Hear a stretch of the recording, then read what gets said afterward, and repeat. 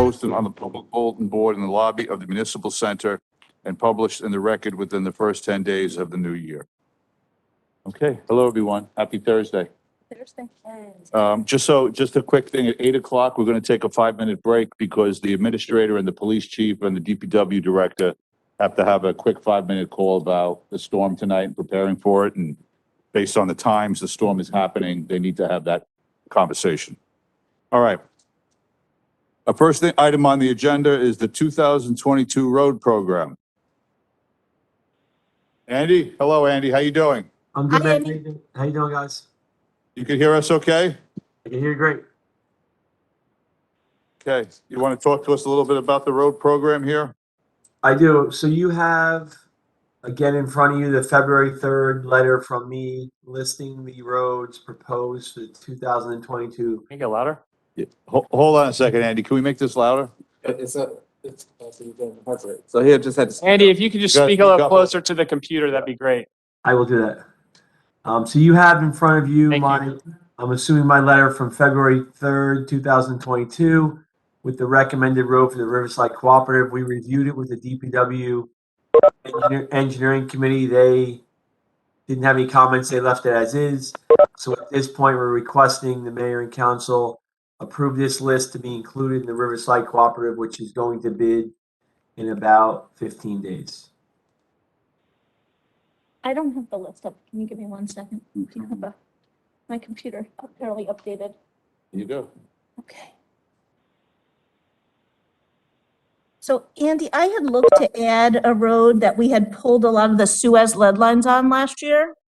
And that was Ravine into Westervelt, that section. And I had asked for pricing on that.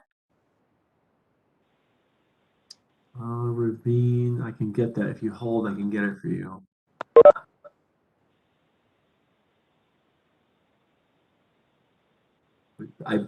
Off the top of my head, would say it's a few $100,000, but let me just verify that. And Andy, you got to speak up. We can't hear you. I would say off the top of my head, I would say Ravine's probably about $200,000, but I will tell you right now. It's a tiny road. I'll tell you the exact number right now. Hold on 1 second.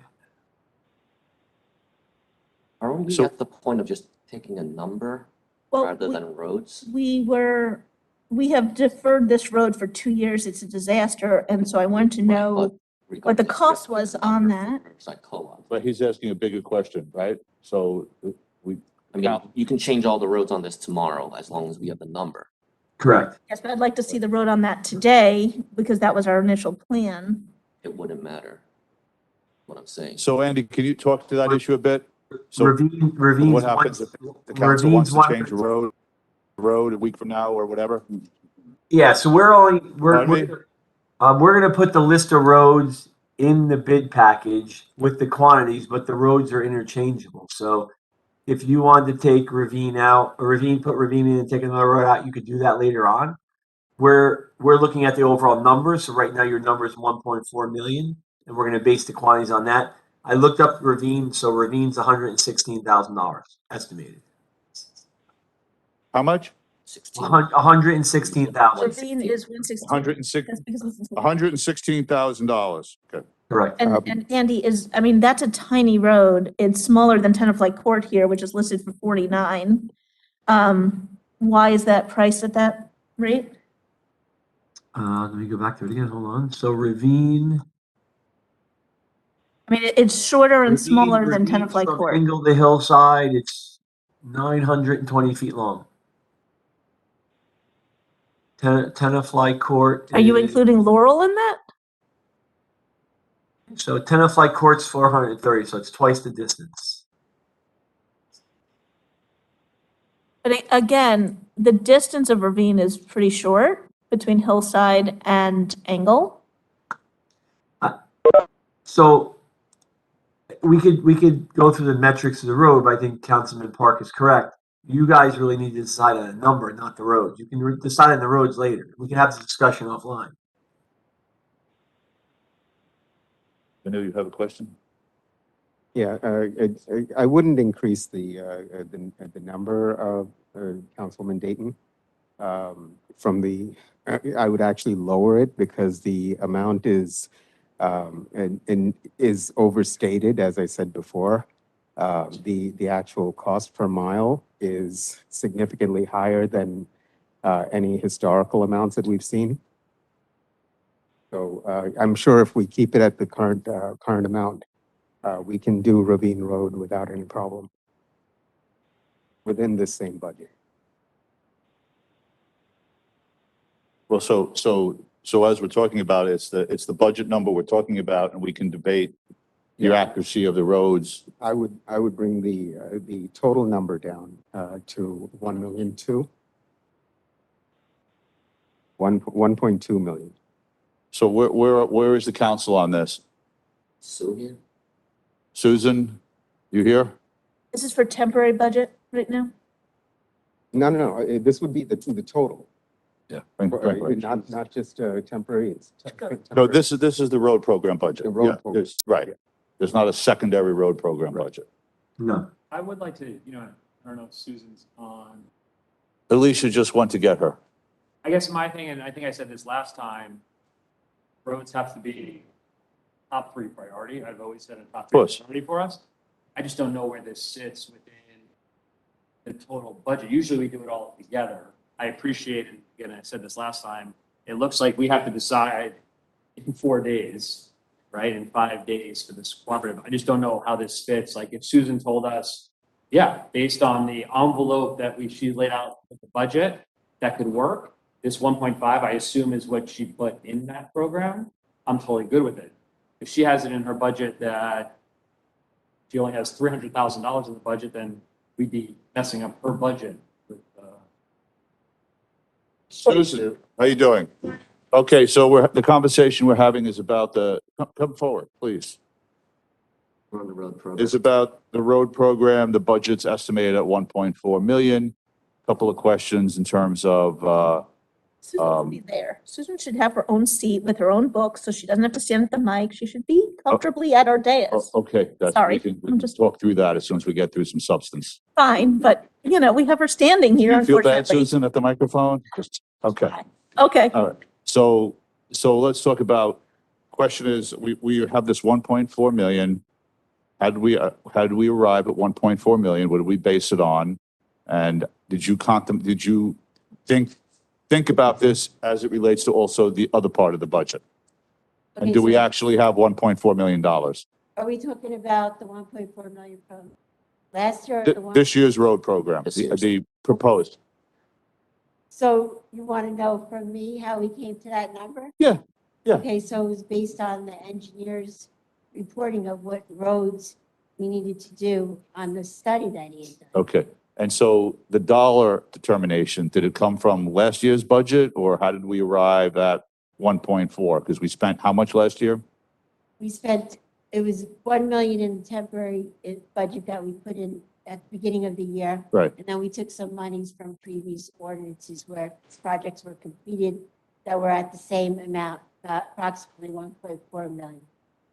That's how we arrived at. This one's really about 1.5, the one that we're doing this year. There was a separate amount in the regular capital budget, right? It was in last year's budget, Last year's regular capital. right, there was 1 million in the temporary, and then there was 2 previous ordinances that had some money left over. No, besides that, I'm talking about an amount that we allocated in the budget process, for capital in the budget, You mean in excess of the 1.4? in excess of the 1 million. Oh, Oh, okay. There was DOT for 500,000. So the entire thing was 1 in the temporary and 500,000 in the, And, well, there's 500,000 from 2020 that we didn't do in 2020, and last year, and 500,000 for 2021. 250. but there was no other, 639,000. there was, no other funds in the regular budget capital Nope. that we allocated. No, we did plus surfacing for the roads, the orange and yellow roads. 250, but we Right. didn't do that last year either. So is this number actually less than the total we spent last year? Yes. No, this number's gonna be more. It's gonna be 1.530, I think, with that. Okay, so, all right. So, I mean, I don't know why we're going, so I don't know why we're going above last year's amount when our budget is actually, from what I understand, our budget That's is going to be 1.5. blowing all numbers in the past. Right? So we should actually, I mean. Mhm. Is higher than any capital plan that's in right now that I've seen before. But then when we meet to discuss the capital plan, some of the projects may be deferred depending, contingent upon what the governing body decides. It was, So, I Julie? mean, I'm sorry. this year's capital Dan and plan is Julie. higher than last year's capital plan, It's going to be higher, which was higher than the previous year's capital. which has been. double the than- previous. I would recommend $1 million for the temporary roads project. No, Flat mill. Oh, but I think Hold on a before you, second, Dan and Julie. we say something, before you decide that, you should look at the capital plan as a whole. I because agree you- completely. Thank you. Wait, you can knock roads out. Yeah. That's my understanding. Is that right, Jimmy? Didn't the engineer say that? Dan Julie's here. Did you hear the question? Reduce it. You don't have to do all the roads. I'm telling you, for the 1 million, we'll still do all the roads and still have money left. So sorry, Mr. Meeting. So Andy, is he answering? I'm here. I can hear you. Andy, can you hear us? I can repeat the question again? We can't hear you, Yeah. Randy. Say the question. Yes, to repeat the question. Repeat the question, Susan. Okay, so for planning purposes, if they put the 1.4 million into the capital plan, then the governing body decides they don't want to spend all that money. Or while we're still planning and maybe, We never, what is the Riverside Co-op meeting? Soon? They already had their meeting. Submissions have to be. Yeah, they already had their meeting. They have one once a month. Again, I don't want to tell you what to do, but I believe you're getting too far down in the metrics. If you could agree tonight to put $1.4 million in for roads, and in a month from now you decide it's 1.2 million, then you only award 1.2 million. You don't award your contract until May. So we just need to come up with a number to actually get in there. You can go higher if you want to increase it, you can increase it. If you want to go lower, you can lower it. You just can't add something other than a road. So the Riverside Cooperative only does roads. They don't do parking lots and fields and stuff like that. So, okay, if I may. So when you go to the Riverside Co-op, you get authorized for the 1.4. And then as we're reviewing the capital plan, if you don't want to put 1.4 and contingent upon the total plan, you could lower that. And then when you award the contract, you base it on the amount that's in the capital plan. Correct. Or you could keep it at the 1.4. Great, so it sounds like we don't have to make any decisions, just do this 1.47 and we can always change it. I mean, it sounds like this is a slam dunk. Is that that's the accurate? opposite thing. Can we raise it? Sure. Yes, you can. Well, You raised I it- don't you know raised- how you to raised take it last into year. account, But you have, but when you. Wait a minute, wait, one at a time. Let Andy weigh in on that answer, please. Yeah, Andy? you raised it last year. You added 10 roads last year. Right. We just did a supplemental ordinance, correct? No, yes, but I'm Julie, talking please. about the Riverside Cooperative. So the Riverside Cooperative allowed you to add 10 more roads after it was bid as a change order, which was fine. So you can add or subtract at the Riverside Cooperative. That's the way it's set up. So can I drill down though into a question where I think maybe Councilman Menon, well, it started me thinking about something. Last year, we actually budgeted just $1 million,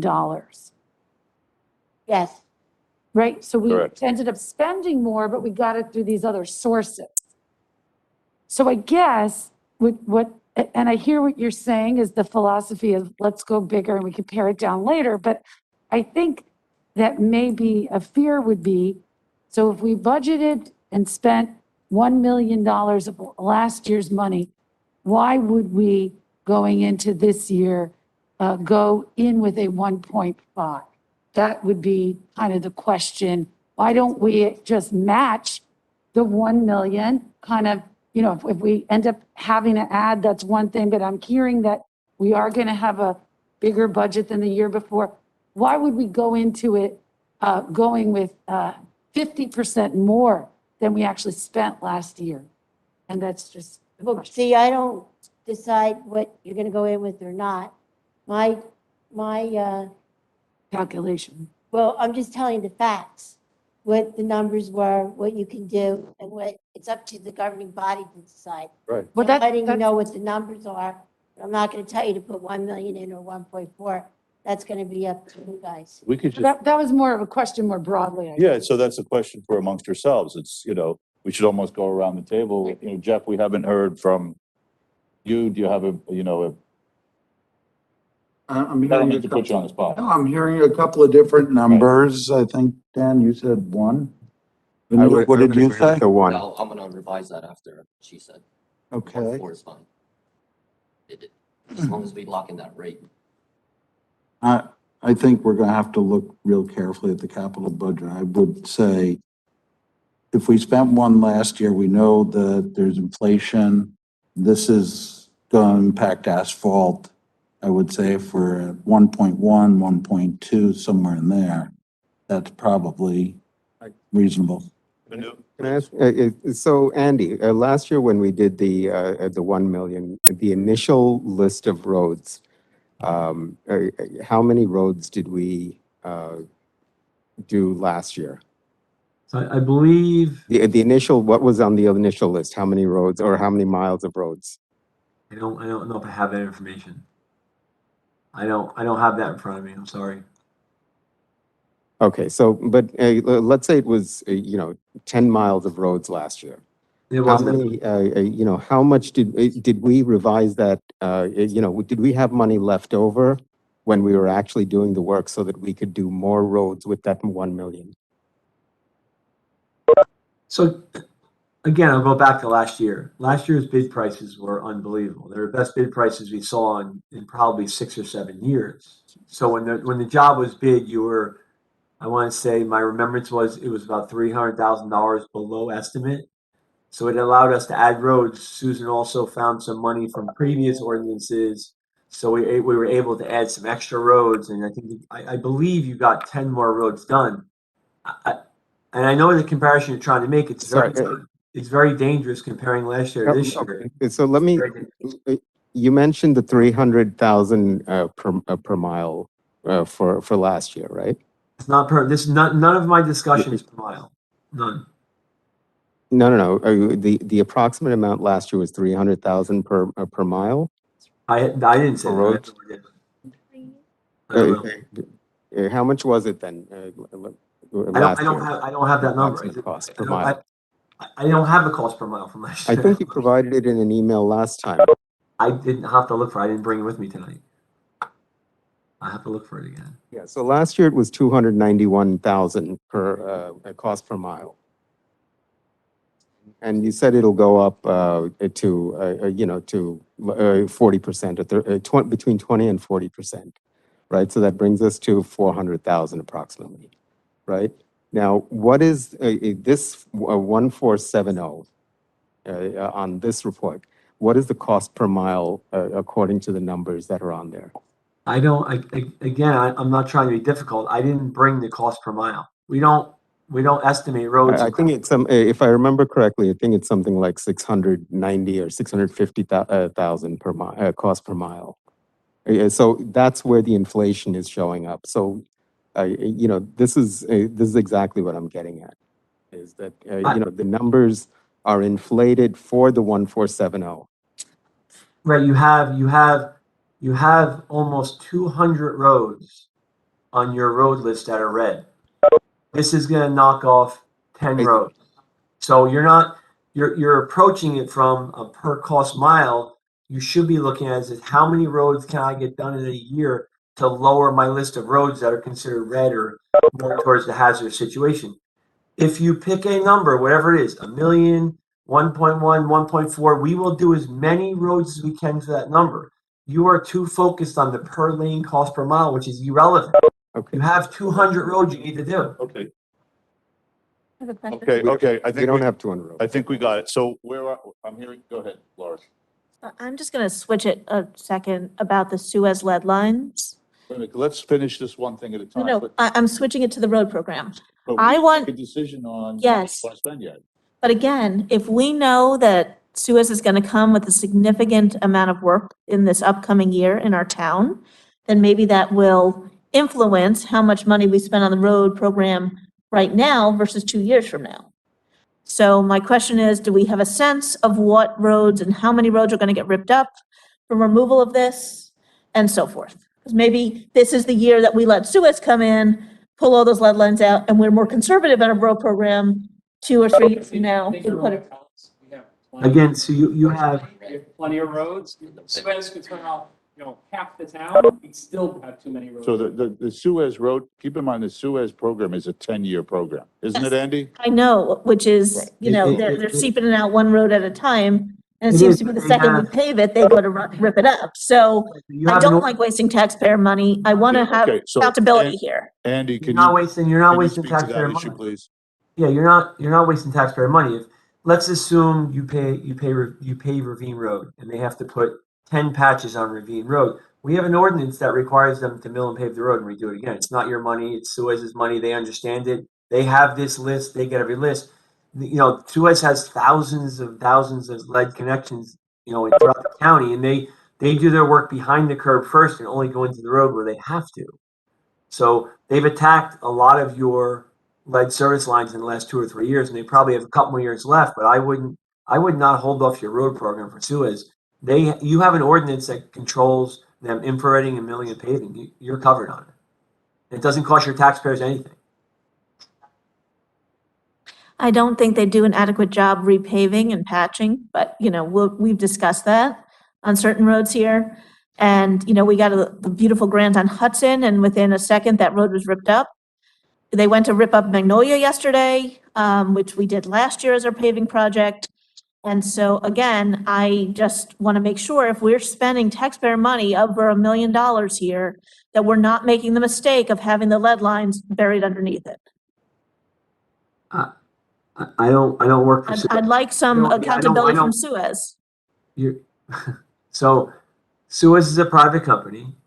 You have an ordinance that protects you. If they rip a road up like Hudson, they're going to come through, do their temporary patch, and they will make that patch perfect when the weather gets warmer. It'll look like a brand new road all over again. They will fix it back to brand new condition. I think if you're going to hold off your paving programs for utility companies, then you have Suez, you have gas, you have Verizon, you have all kinds of PSE&G stuff for electric. You should just stop all your work for 20 years and not do anything. You can't hold up for utility companies.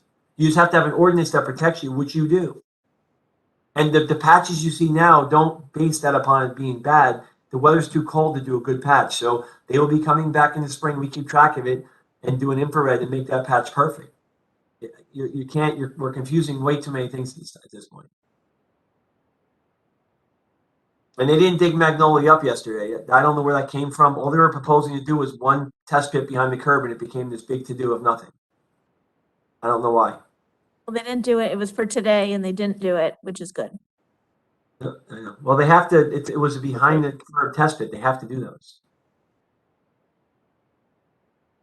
Andy, I'm sorry, it's very hard to hear you. Can you just speak up a little bit? Yes. So on Magnolia yesterday, all Suez was going to do was a test pit in the grass area behind the curb. They weren't digging the road up, but for some reason it became, hey, we're digging the road up, and they weren't. But saying that, Suez is going to be replacing lead services in town. When they do, they will follow your ordinance and fix it. 2 years ago, you didn't have the ordinance. You now have the ordinance in place. Have the ordinance now. If you Okay, just so build a let's paper, go back if you to just this. You good? Okay, so let's go back to the dollars now.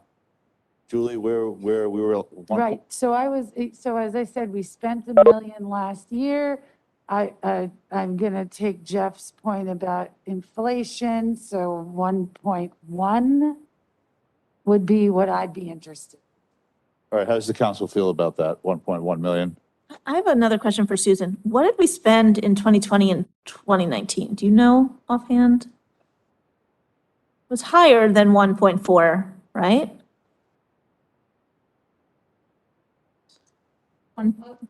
Grand total was One of those years was one. Yeah. maybe one of In 2019? them. Go out to the Riverside Co-op, that just gives you the authorization to use the cooperative, right? So then when we go through the entire plan, that is when you can really hone in on this, decide exactly how much you want to spend before you award to the paving. But this is to lock in the rate.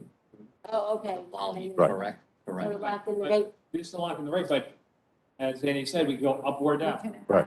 So guys, like, I love talking about it. Right, but Until we see the budget, it sounds like we're at 1.1. Several council members have said that. That's the good number? Okay. Jimmy, you've got that? Susan? 1.1. And I'm going to, when I submit, Okay, good. when I submit the list of Riverside Cooperative, I'm gonna add Ravine on that list. So we'll have the roads on my letter plus Ravine. Okay. And we'll tell them it's 1.1 million. Okay, thank you. Great, you're welcome. Thank you. Okay, Thank you, Andy. thank You're you, welcome. Andy. On the Bergen County Open Space Grant. Okay, next item on the list is the Bergen County Open Space Grant. Andy, you Last, going to talk us through this one? I am. Last time you left me with a few questions on this. You wanted to know what could be included. We sent you a letter dated February 17th. Basically, what can be included is any municipal park improvement program, which is similar to what you've done before: playgrounds, surfacing, handicap accessibility, historic preservation such as the train station, land acquisition for preservation or floodplain acquisition for any properties that are repetitive flood losses. You can apply in any one of those categories to do a grant for this year. It's going to be a $5,000 fee. I would tell you, we did confirm with open space. If you apply for multiple grants, you're probably not going to get multiple grants. So I would only apply for one category. The letter of intent is due April 8th and the full application is due May 6th.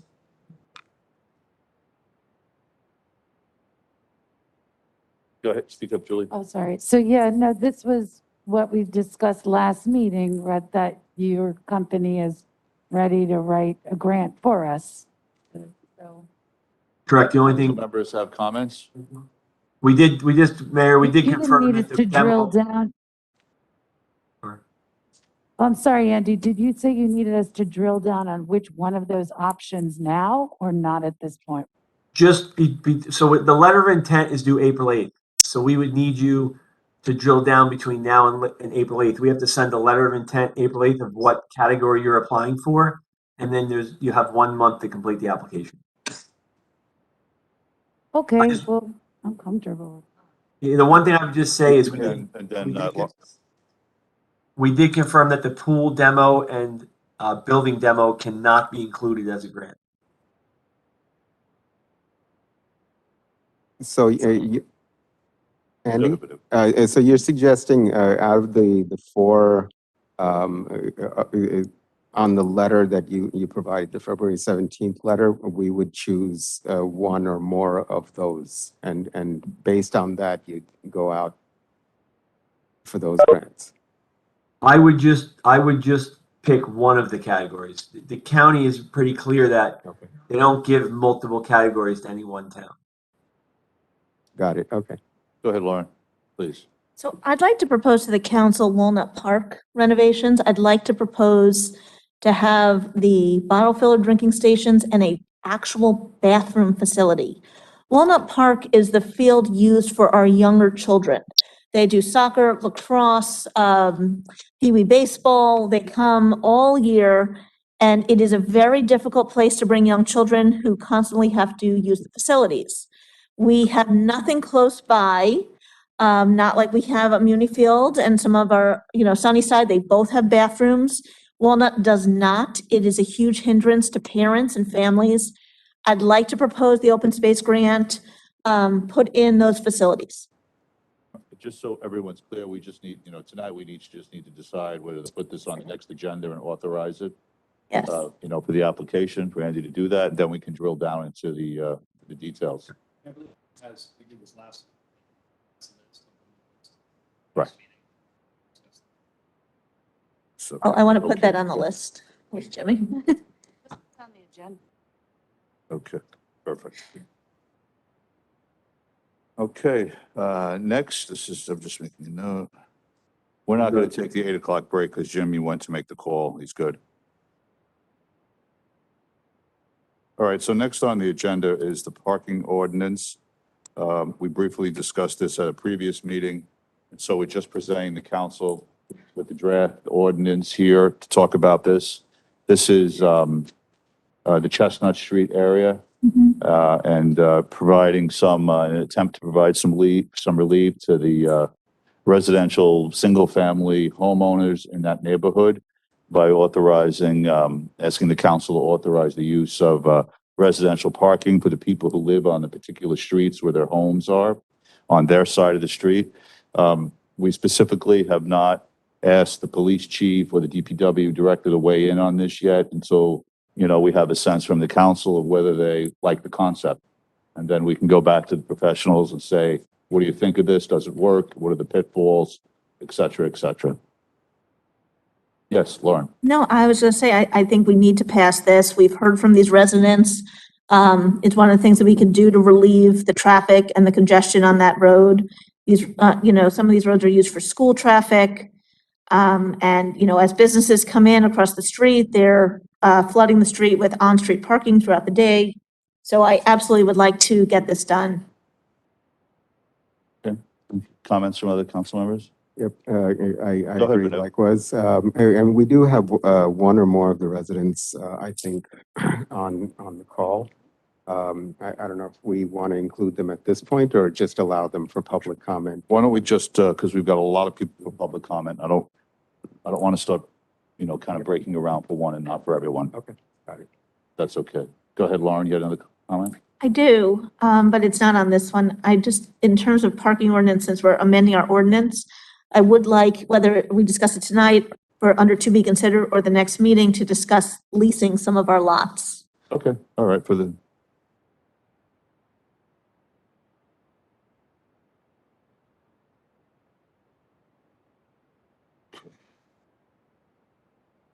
Okay, all right, so for this particular ordinance, we'll go to the police chief and DPW director, have them report back, and go from there. I'm okay with the ordinance. I just, in case there's some additional request from the residents, that we may have to evaluate. Oh, yeah, I Yeah, fully so- agree. This is, we talked about it, now it's, Yep. everyone's philosophically on the same page, and we'll get into the details. Yes. Okay.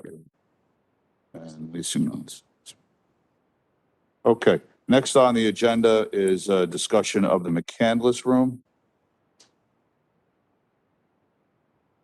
All right, so I think actually Jimmy had put this on the agenda because we had a request from a couple of neighbors, or residents, or one resident, and it raised the question of, should we be using the McCandless Room the same way we, rent out Davis Johnson Park, or, those rooms there? So what are the comments, questions from council members? What do you think of this? Go ahead, Jeff, please. Well, I had raised at the last meeting to be put on for consideration, and I appreciate the comments from our municipal professionals. They raise questions. I actually want to know what their answers are. That's part of, especially in that second paragraph where who's going to monitor this, who's going to do this. Yeah, that's great questions, but that's what kind of raising. I'm not clear from the comments if the feelings of Jamie, Mike, and Joe are that this is a no-go, that this just is impossible, or it is a go. These are considerations. Then how do we handle, what are their recommendations for handling the considerations? I mean, if it's a no-go, that's a no-go. We do this currently at the Davis Johnson. So Kind of be curious to know how that works, but why this, just to, I need the recommendation. It's a go or a no-go based on the comments. I'm going to make a recommendation. Mhm. To follow up with your comments, is how about we ask for a plan on how to make it work?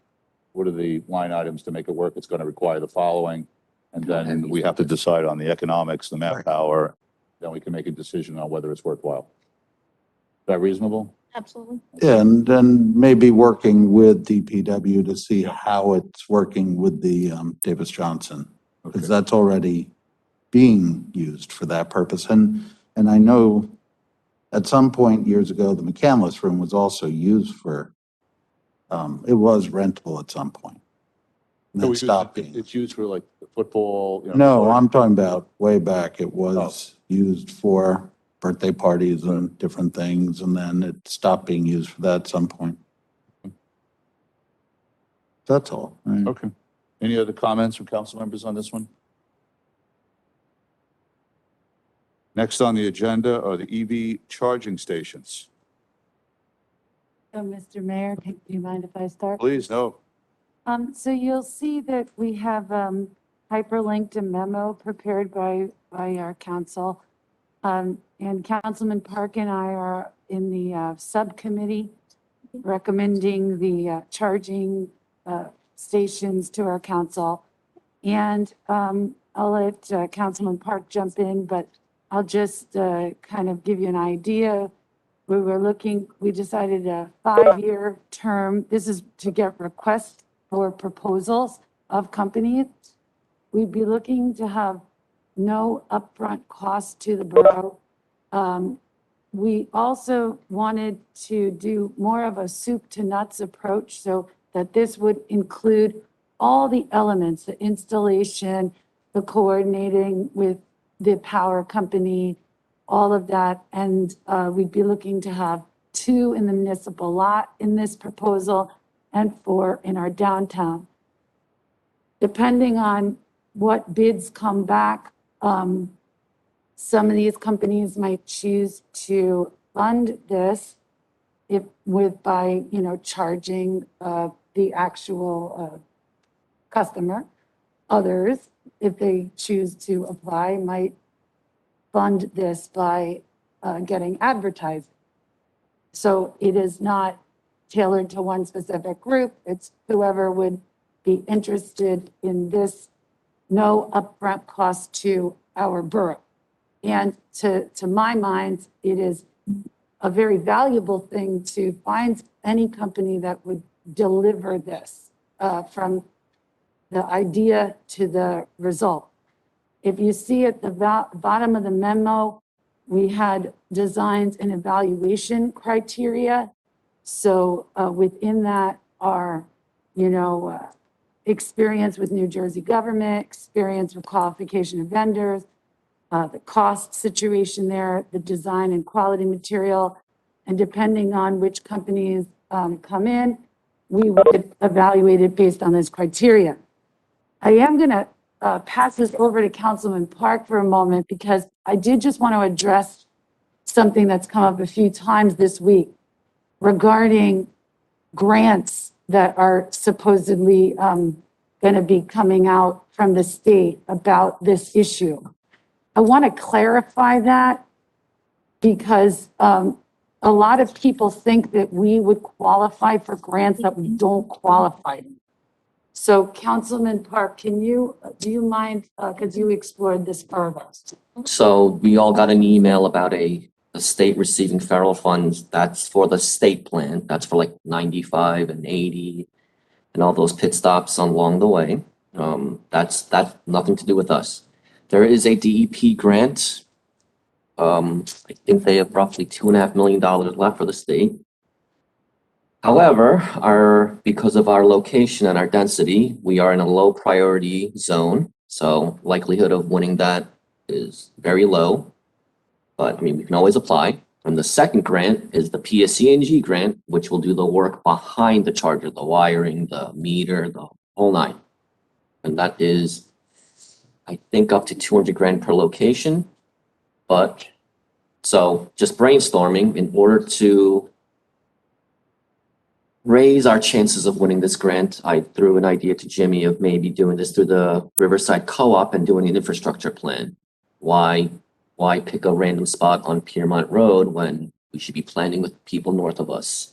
That way we can at least get 10 chargers in a line and it looks more like an infrastructure plan rather than every little 15,000 population town picking random spots on a random road. So we're looking into it. So you're saying do a group If it raises our chances, if it looks better on a grant application, why not? company. volunteers? So the article I sent around about the federal money for the EV stations, so I called into Pascrell's office, and I was trying to find more information. So technically, I understand this is for major highways, but also towns can request Not through to that- have it, not through that grant? Nope, Affirmative Defense Office. Well- His office, it's for the state, will not touch municipalities. Confirmed. And what about on the Palisades Interstate Parkway or, That's an interstate highway, so I have no Nine. idea. It's based on their plan of 25 miles per charger. It's their plan. We have no idea. So, Mr. Mayor. and just wait, want- Wait. I'm sorry. And this goes to 2025 and they have to do 400 of them. They're at 200 locations so far. So, no idea. And we don't know if they are going to be putting one right next to Tenafly, and then here we are spending a year planning one in Tenafly, and there'll be one Do at we our have any corner. state highways and Well, we lead to the bridge. we're in a low zone, we're in a low priority zone. We probably won't even get. Who PIP said might we get were in a one, PIP, low? But it has to be on those rest stops. You don't pull over on the PIP. You don't pull over on 9W. It's got to be at those rest stops. Right. Closest one I can think of is past the help. Right. So there's not one south of us. Anywhere close might get one in one of their private properties, but it won't be part of the state plan unless they land lease with the state. And how are we getting this information, Dan? Who's saying we're low priority? The picture on the grant website. Okay. I just want to be able to follow through on this.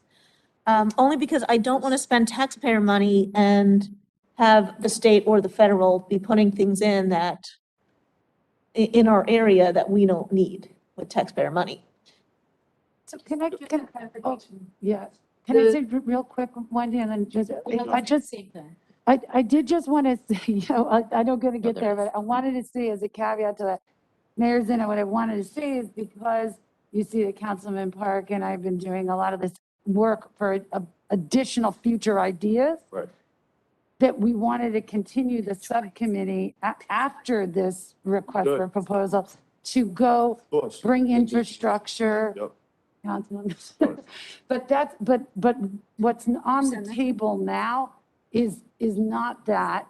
I'll let the council take over.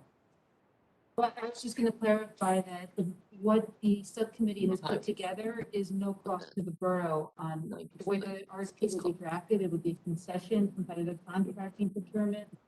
It is no cost to the borough. It's someone that's going to come in sort of on behalf of the borough to provide service to nuts, do the connections, do the upfront costs. And again, one of the evaluation criteria for the proposals that come in will be how they plan to reduce their costs. That'll be part of it. Council good with this? I'd like to proceed. Okay. Not yet. Pardon me? So when do we have to decide to send this out? Well, you would have to authorize the procurement to go out by a resolution. So the subcommittee was really looking for consensus as to whether to have a resolution agenda that authorizes us to move forward. Again, Consensus. I still think, as much as I want EV stations and own an EV car, I still think that to do this on the backs of our taxpayers, This is not The this. concession. I understand that, but eventually, at some point, this station is gonna have to be maintained. Not by us. No, It's Concession. includes five-year maintenance. term, which is the maximum required by Okay. procurement laws, and they would have to remove their equipment at the end. We don't renew. You go out to procurement and select them again if you want. Okay, So it sounds like we have a consensus to put a resolution together for the next agenda, for the next meeting. Thank you. And we'd like to continue our, like I say, our subcommittee. Of course, no, work. continue. Thank you. The work's not done. Right, No, sorry. Thank you. okay. I've got to get some notes for you on to be considered that. Council raised. All right, so administrators report, please. By the way, Councilwoman Dr. O'Connor, Councilman Park, thank you for that Oh, work on the committee. Thank you, Wendy. Yeah, thank you, Mayor. Just a couple items on the report for the dog waste stations. We did initially order 10 dog waste stations and determined potential locations with the group of residents who fundraised for, partial of, for this project. And then the borough contributed as well for this project. We're purchasing 6 additional stations. We're able to with the funds that were raised and that were contributed. So those were just ordered, the additional 6, and we'll choose the locations, our proposed locations, and along with the group that of residents equally among the town. And we'll bring that proposal to the council within the next 1 or 2 meetings. Tenafly Swim Club. Yeah.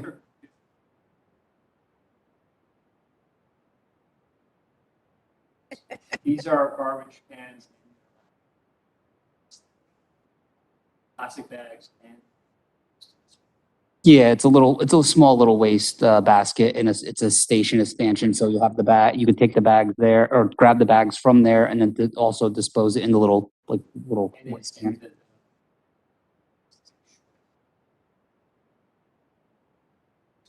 Yeah, of course, the bags run out. Not a huge cost, but yeah, we have a little left over to replace. And going forward, I mean, the borough would have to contribute just a little bit of cost to the bags to replace. Yeah, DPW will maintain to clean the baskets on almost a daily schedule and make sure that they're maintained well.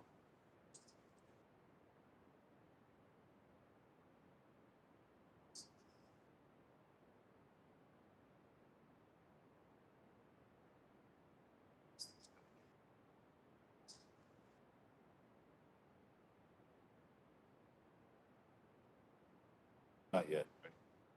Not to my knowledge. I know I saw the one in Hyler. I'm not sure if there's any other where.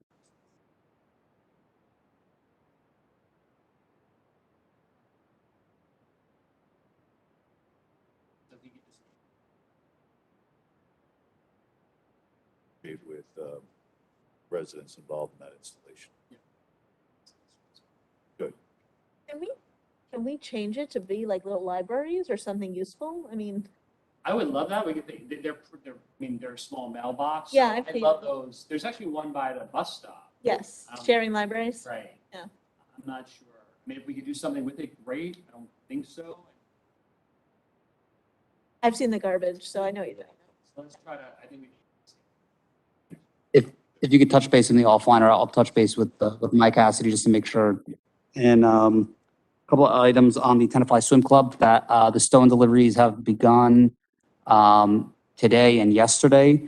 They're being poured into the pool. So that will be continuing for the next, we put a pause on it for tomorrow with the impending weather. And obviously the priority for DPW to be in for the roadways. We'll pick back up Monday. That project should be done by the next meeting, probably in the next week or so. The library roof, just a couple of items that aren't on here that happened over the past couple of days. The library roof facade project. That's going along with the library board and their maintenance and buildings committee, choosing the colors of the ephes and the trims and so on and so forth for the building, all natural earth tones. Nothing too wild that sticks out, so they're happy to. We're putting EPAs back on. That was chosen. I'm sorry. We're not putting the EPAs. No, back the facade. on. It's No. come off. Yes. Yeah. Okay. Just for some reason, I thought you said we're Oh, adding no, sorry. EPAs, and I went. No, Okay. replacing the facade. No, fixing all the repairs to that. Thanks. So, no, of course. So they pick the colors, the trimmings, they've been involved from A to Z, so they're happy to be part. And then last but not least, an update on the water bottle filling stations. The ones at Sunnyside Park has been installed, the water station itself along with power. They're gonna be, that one, they tested it, but will be operational with water, once it gets a little bit warmer. The municipal field / youth center has been installed but needs power. The station itself has been installed. Power is yet to be installed at that. So that will be done shortly. And then Walnut Park is not installed yet. That one requires a little bit more work as it needs a backflow preventer. And there's a concrete pad had to be installed there. So a little bit more work on that one, but they're all in progress and in motion, will be completed soon. And I'll be sure to give an update when they are and as we go along and we get a little bit warmer. Excellent. I think the bottle fillers will reduce the garbage all over, which is, the main point. Absolutely. Mayor, that's it all I had on my report, but Alicia does have an extension of my report, a couple items to add. Alicia, step up to the microphone, please.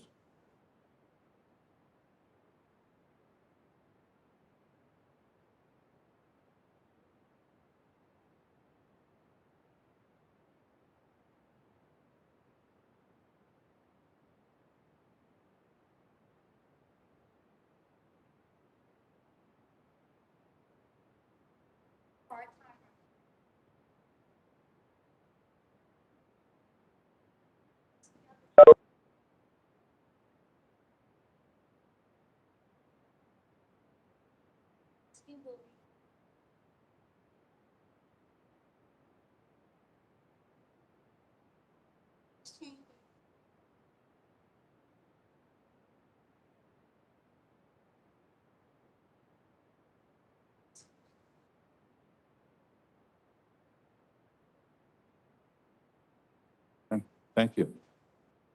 Anyone have questions for Alicia? Lauren? If you're not vaccinated, you have to wear a mask. If you're unvaccinated, there'll still be some restrictions for unvaccinated staff. If you're unvaccinated, you still will have to. Okay, perfect. Thank you. You will have to.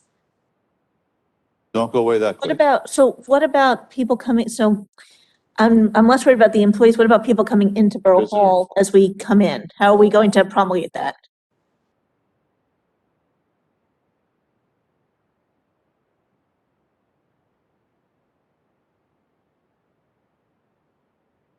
I mean, yeah. Councilman, you have a question? Two things. Just one, first, thanks for keeping us in compliance. Big win. So thank you on that. And then the second one, and if you could, partner with Jimmy's the boss, I would love, I think it's really important to see where we are from a vacancy. You brought up the vacancies that we filled.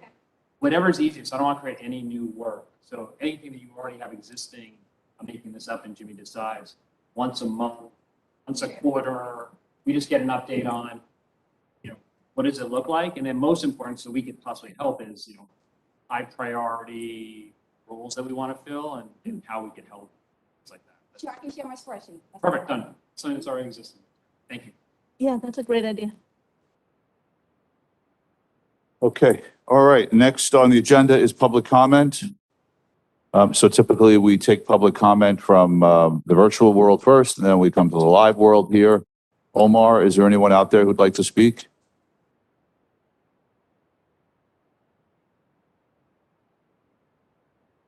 See no hands, Mayor.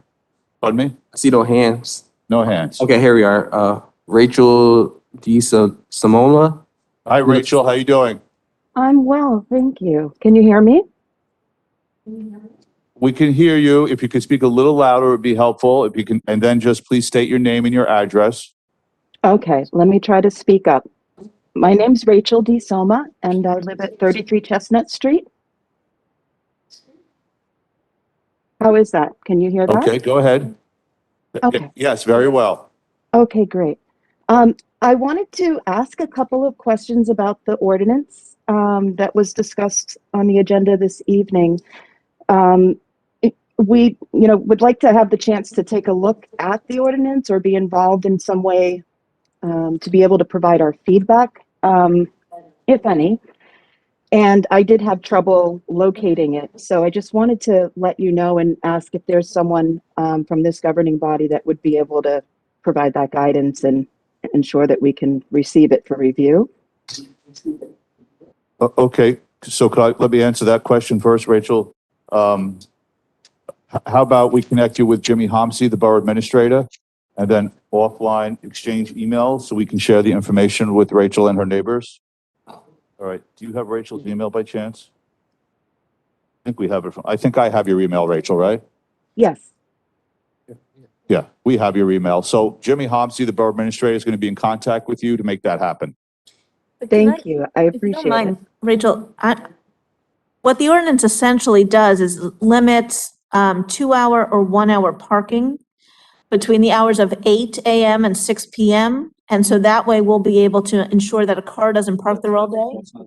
That's not correct. Okay. No, currently there is. I'll let Wendy time take it. limited Parking, so what you're looking at, Councilwoman, is the first part of the ordinance that would remove their side where their homes are from the street, from that time parking part of it.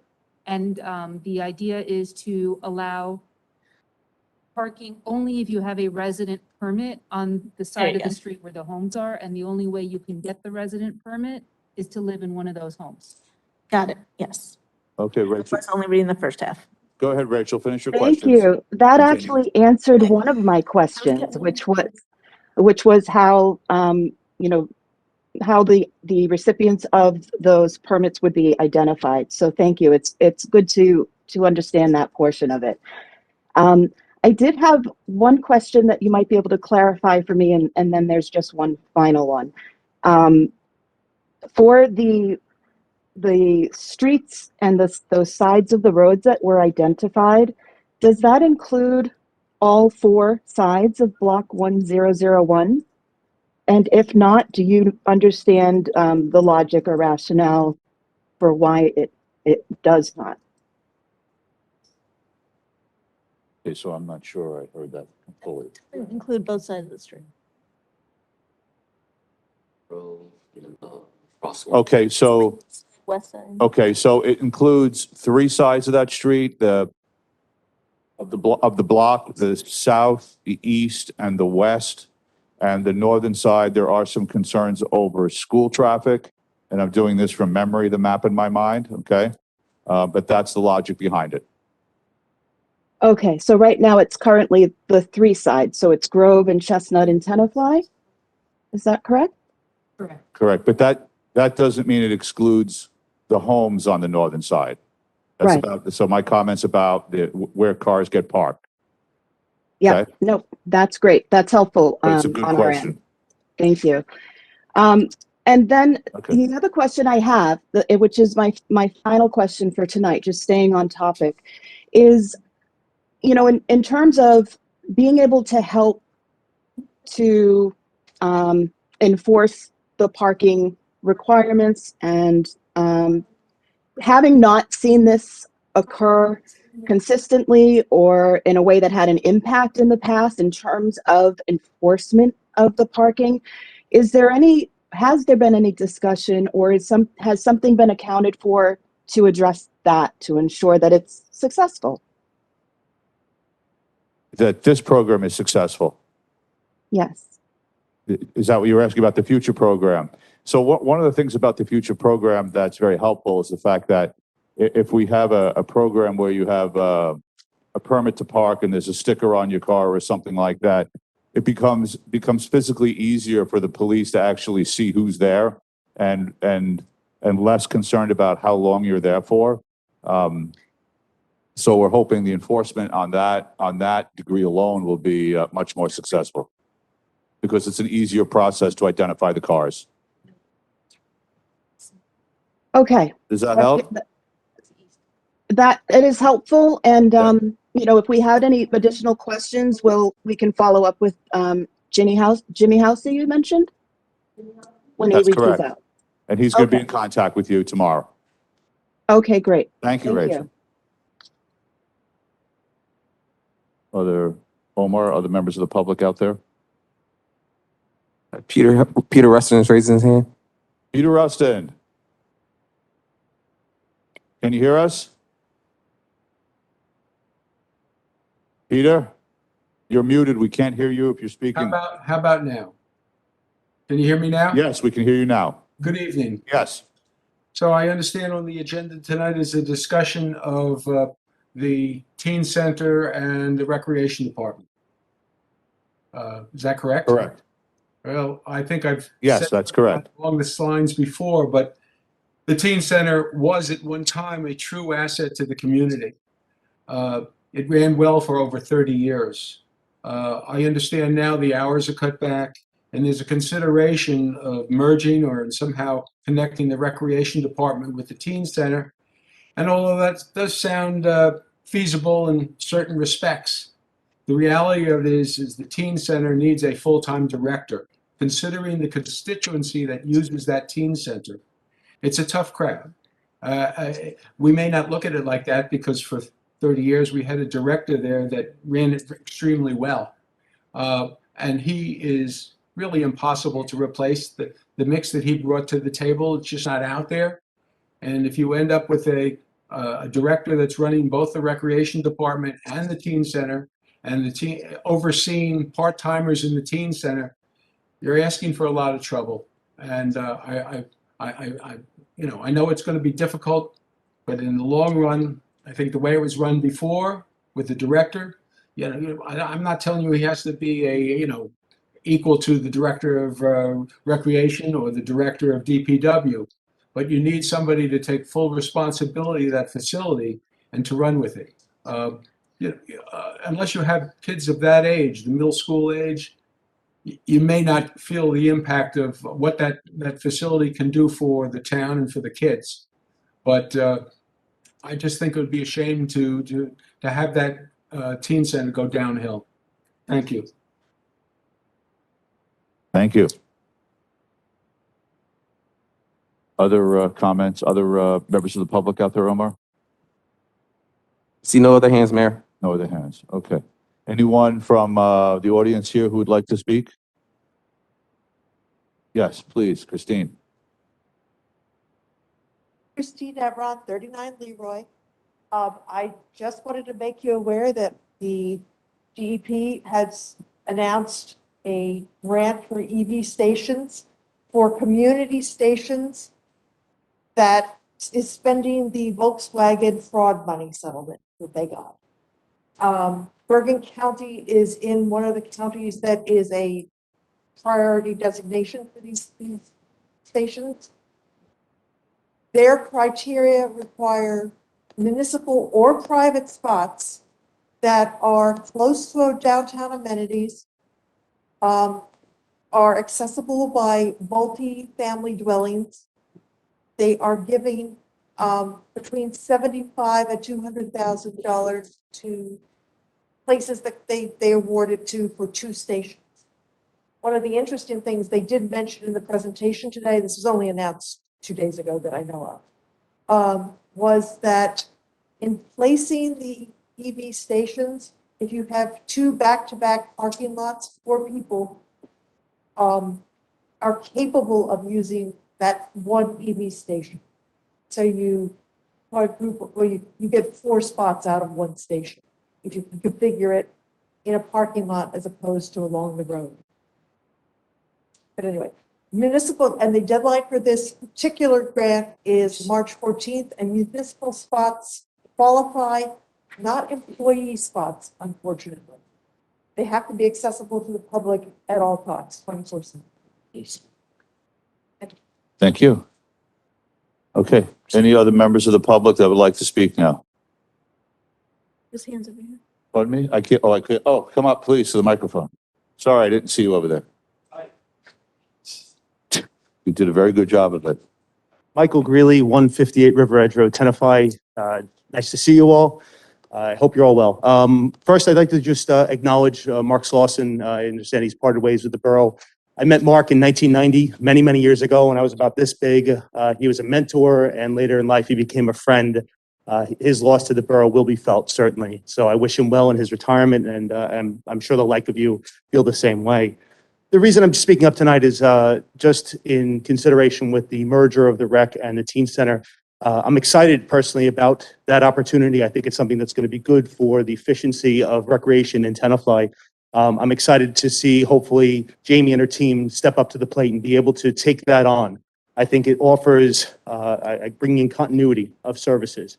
A lot of times we've faced in the recreation realm kind of partitioning of certain things. And I think it's important to be able to bring things under one umbrella, to kind of oversee and be able to provide for the community in a means that's efficient, frankly, cost effective, and, but still while maintaining the services that we've all come to desire as community members. Nolan, my son, is only 11. He's not quite old enough, but I look forward to the time in a few short months, hopefully, perhaps years, but when he's able to step into the same halls and participate like I did so many years ago. So I'm excited about this opportunity. I think I could speak on behalf of, well, I shouldn't speak on behalf of anyone but myself. Well, maybe my wife, she's excited too.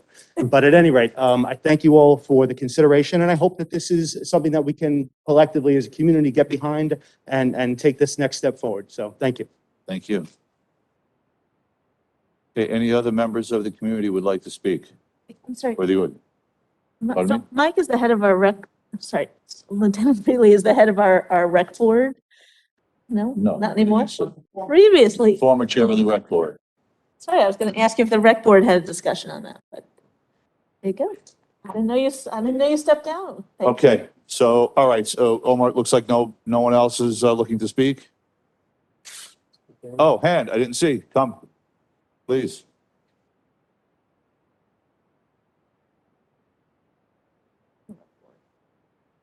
Good evening, everyone. I wasn't Hello. sure if I should speak now or later, You but can speak both times if you'd like. why not? I wrote mine down because Just give us your name for the record and your address. Jamie Cannon, Director of Recreation. So I don't know what the merger and restructure of the departments is exactly about yet, but I definitely just wanted to say something since we did see it on the agenda. So I just wanted to read it because I don't want to miss anything. I also don't want to go on and Take on. your time, take your time. You can speak now or then, but take your time. The Recreation Department thrives every year and has taken many additional tasks. In my 15 years as a recreation director, my prior work background is in youth and adult recreation, teen services, senior services, and aquatics operations. These are all important services that make our community go round, this specific community. The 6th through 10th graders that attend the youth center are the same kids that hold positions as our camp counselors. They play or have played on our sporting teams that we have personally coached. They volunteer at our events. We are their work references to guide them into their future endeavors.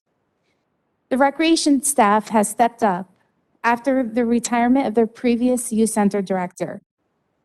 With the assistance of the borough administrator, human resources, and our other professionals, we have helped assist in keeping the center open in its beginning stages. We helped with camp organization, including marketing, and are always available for day-to-day questions regarding operation, budgets, or services. If the departments remain separate or were merged together, we will continue to grow and provide quality services to our entire community. Our departments, both recreation and youth, are most importantly a team. So I thank you for your time. Thank you. Anyone else wish to speak? Please, step up to the microphone.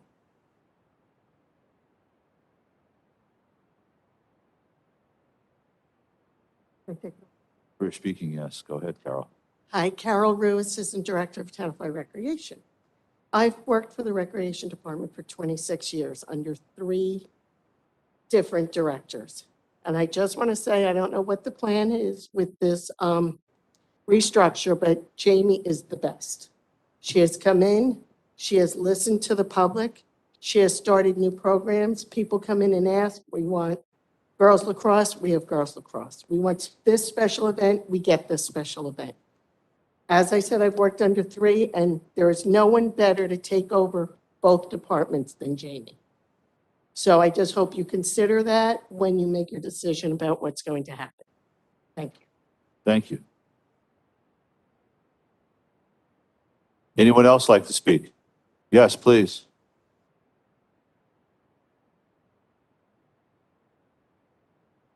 Hi, good evening. My Hi. name is Linda Biarch-Fiume, and I'm a relatively new employee to the borough. I work in the teen center. And I'm here to explain to you that when I started, beginning of December, if it wasn't for Jamie, Carol, Rob, and Lisa, who helped to get us acclimated to the workings of the teen center, it would have taken a lot longer than it did. They not only showed us the ropes, but they showed us how to work, how the things worked, and how they continue to be there for every single question or issue that we have. While recreation works with the younger residents of Tenafly, we work with the ones who have left recreation before they become adults. The youth who frequent the teen center are the product of the children who participated in recreation. In my opinion, it is an extremely logical decision to merge the 2 groups together under one umbrella. Together, the 2 teams will become one and will be an even stronger team serving the children of Tenafly. Thank you for your time and opportunity to speak. Thank you. Anyone else like to speak? Okay. Omar, you don't see anyone else out there? Out of my line of vision? No, I see nothing. Okay. All right, we're going to close public comment then and move on to the resolutions. Are there any questions about the resolutions from council members? I had a Okay. question for Susan. Excuse I me? have a question for Susan. Susan, please step up to the broadcast. You keep moving around. I don't know. Hey, Go ahead, Susan. Susan. This is on the LoSAP certification. I just want to make sure we're good to go. You've checked everything through. Made sure everybody had the point. Okay, So, yeah. excellent. Thank you. That's my whole question. Is that it? That is, I like to make sure our CFO is involved in LoSAP. All right, any more questions about the resolutions, Councilman Bennett? Yeah, just a quick question on the carpeting. Yeah. Now, there was some carpeting, if I remember correctly, done, in the hallways of Borough Hall and, so these are the offices that were not done at the time. Is that correct? I believe so. I'm not overly familiar as maintenance and handling us. I'm not sure if Susan is a bit more aware just with the assistance with maintenance and DPW for the purchasing aspect of this. I'm not, Susan, are you familiar or? I saw that, they had, the offices were listed. It's the Borough Administrator's office, it's, the fire department, et cetera. In the plan. In the resolution. The only question I have is, there were some areas of Borough Hall that were done previous. Yes. So those are not being touched. Those are fine. Well, only what's in that resolution, you said it's listed, because I might not have seen that. We did get several quotes, and we analyzed them, and only where we need carpet is where it's being installed right now. Right. So the ones that where it had been replaced 3-4 years ago, 2-3 years ago, or whatever, that's staying. Yeah, we're not replacing the newer Correct. carpet. I have a question. Go ahead. Laura. This is a little bit silly and it might already be too late, but did anyone look instead of carpet, which has bacteria and dirt and allergens, into any of that, fake wood plank flooring or vinyl flooring or anything, vinyl tiling, anything like that, that's more easy to clean, easy to maintain, doesn't need to be replaced every couple of years? Is that cost effective? Did we look into any of this? No. Do we have time to look into any of this? Is the carpet already installed? It's not installed yet. Partially installed. Okay, well, we can't leave a half a carpet. But, maybe as we move forward, we stop putting in the carpet that we have to replace every 2-3 years and start putting in something that lasts 10. Plus, it looks a little bit more modern, a little more attractive. Okay. Okay, we are going to make one change to the resolutions. We're pulling number H, authorizing the purchase of the automatic license plate readers.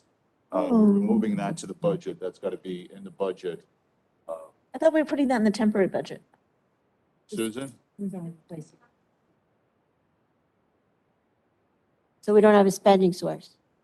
So, but we can put it in the temporary, correct? Yes, Okay, yes, because we want to get those up and running as soon as possible. Temporary budget. there are some that are already ordered from a previous ordinance. Right. So we're going to be getting some The now. forfeiture program, right? Yeah. Right. But I think the chief This is was trying to the deferred- complete the circle, Yeah. so we want to get that up. No, absolutely. To kind of piggyback to what Susan just said, yeah, once the temporary budget is done, that'll create the spending source, the funding source, and then we'd be able to adopt the resolution, corresponding resolution. Okay, good. Thank you. Okay. And that's for road cameras. All right, any questions about the minutes? Okay, for the good of the order. I have one. Oops, I do. go ahead. So, I'm sorry it's not on here, but I would like to talk about the possibility of leasing. We had mentioned this in another meeting and just never makes it on this agenda. A possibility of leasing overnight parking in some of our parking lots to some of the downtown businesses. I spoke to 2 different businesses today, and one prospective building that's coming in They're all interested in having additional parking. We don't have to only have this for downtown. We could just have a parking permit that anyone, any resident or business can utilize. We don't have to say it's for this particular building. I didn't know if anyone was interested in exploring this. So, I mean, the planning board's in the midst of making recommendations, so we can certainly include the same concept as part of that. Yes, but I think we're holding up, for example, I spoke to Goldstein Jewelers today, and they said they don't have employee parking behind them in parking lot O. They have employee parking down the street, but at night, again, it's a little bit dark, and they don't really like to walk that distance, and can they, lease a closer spot type of thing. So it's not just, Yeah, that's a whole big, that's a question about the existing program being altered. That's not even something new. right, So so that's we have that for Wells Fargo parking lot right now. We did establish overnight parking, we worked on that ordinance. Should we consider that in the post office parking lot, in the, I call the Boy Scout Christmas tree parking lot, and so forth? The post office park, just to make a point, the post office parking lot we own, so we can make changes to that if it's appropriate. The Wells Fargo lot, we can't get into any long-term commitments whatsoever, Correct? because we don't own that. One across the street, which I call the, The little lot, yeah, we can look at that. So we want to, so the question is, we want to look at the employee parking program as it is now and potential improvements to it. so not only employee, but again, we have before the planning board, not one, but two buildings that are currently asking for parking. We have businesses that are interested in coming in that need parking.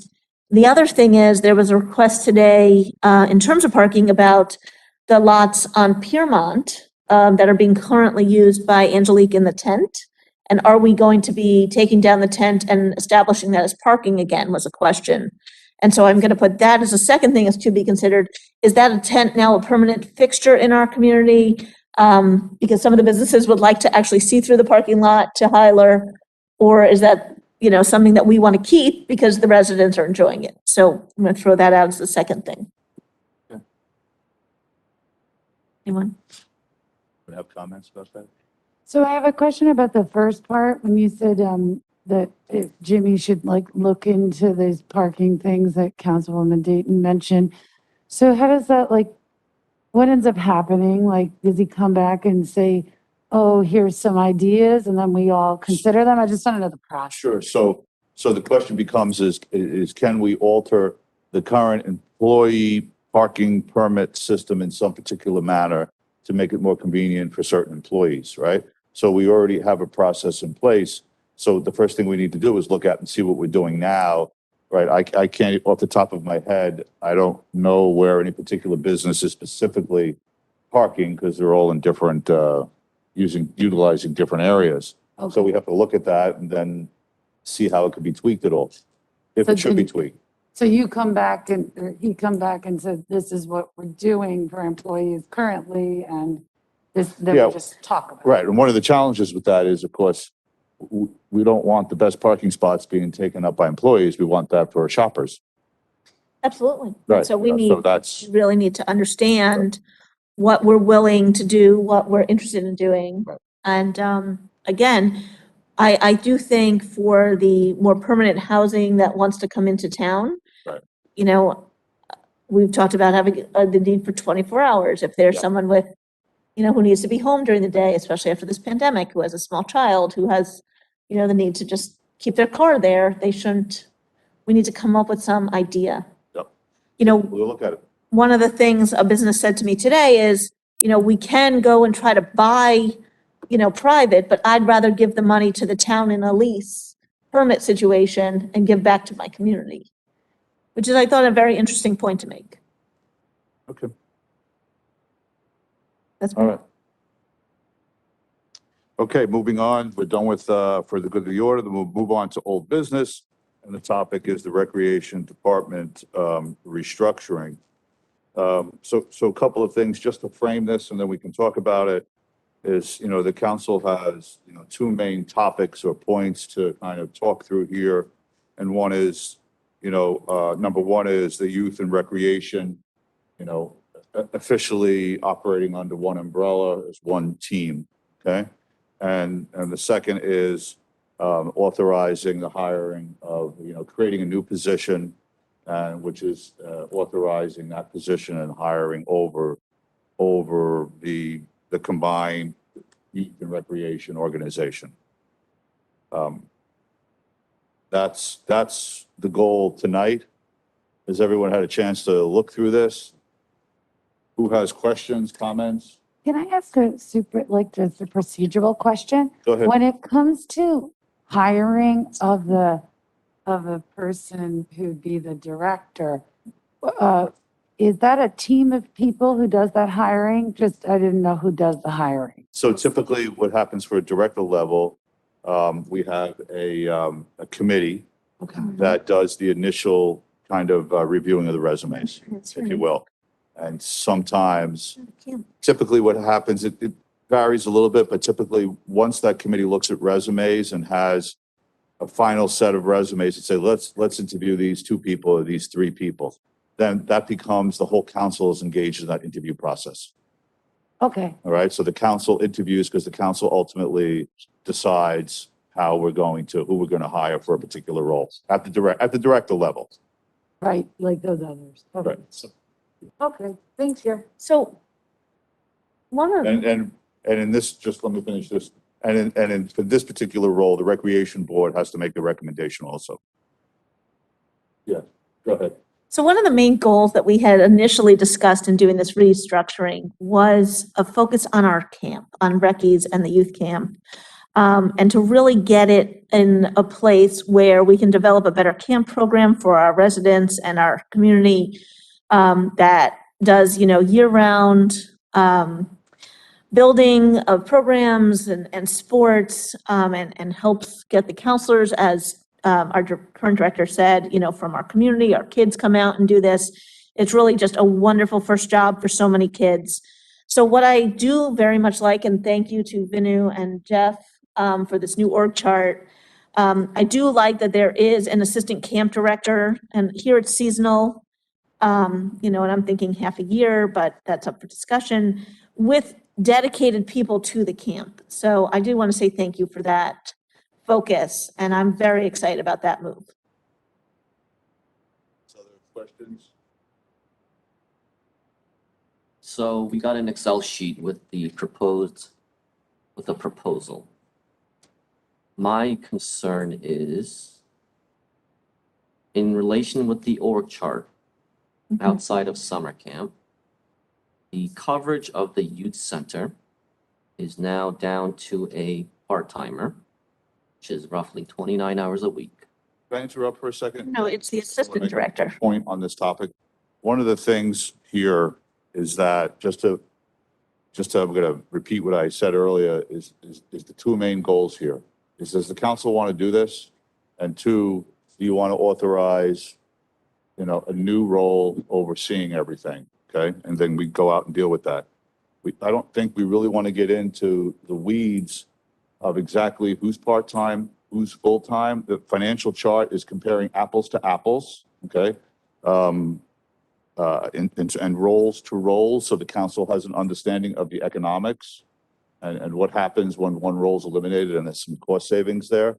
But, we're really going to also have to look to, if the council decides to, elevate the director's role to over the whole thing, well, we're going to have to also look to getting some advice from the recreation board about who should be part-time and who shouldn't be part-time and that sort of thing. So the way you worded that is raise the recreation up. It should be youth is going down a level. So it's the division of the Department of Rec rather than raising rec above youth. I'm not sure Department, division, location. I do this at work. The Department of Recreation has recreation and youth. Division of Recreation, division of youth. You're saying you're raising rec above youth rather than you lowering youth. No, the role of director, Jeff or Vanu, jump in to explain. Or maybe, You want to come up and, Ruby? Is the Director of Recreation Services would be the new proposed title. I mean, that's Recreation and youth services. right, of the whole group. Sports, youth camp. Right, of Three everything. things. Everything is under one umbrella. Sports Youth. Correct. Am I describing that correctly, Ruby?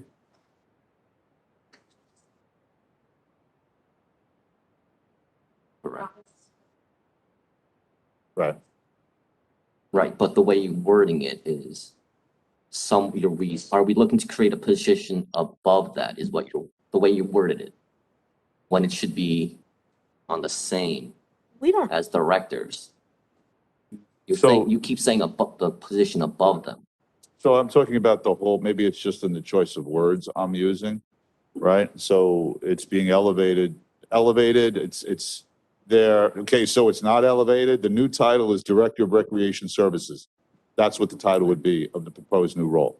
Manu, did you want to chime in? Yeah, I mean, I don't think there's necessarily Right. a look at, it's not a promotion, a demotion, there's none of that Correct. going on. Correct. The other thing, I think there should be an understanding that according to the original Recreation Department ordinance, the youth services department that we had for all this time was actually not a separate, it was all under recreation. So, so there was already that structure in place. The other thing is, the budget that was adopted a couple of years ago Merged them. reflected that also. Yes, I know that. So there was no, it was passed for it to become, and Susan can comment on that, but it was structured so that the budget reflected that. Go ahead. Can I ask a question to Ruby? Ruby. This is.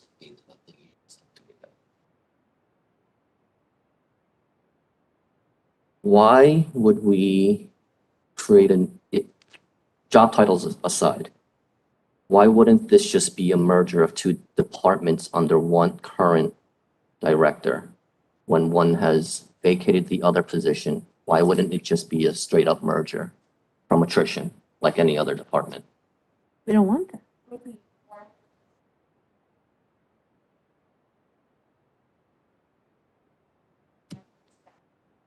Correct, forget that. We did have one though, director.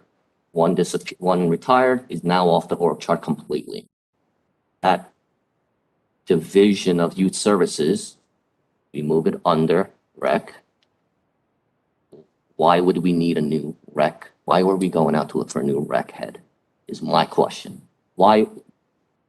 Jamie, Mark Slauson leaves, Use names. youth is still youth. It's a combinable.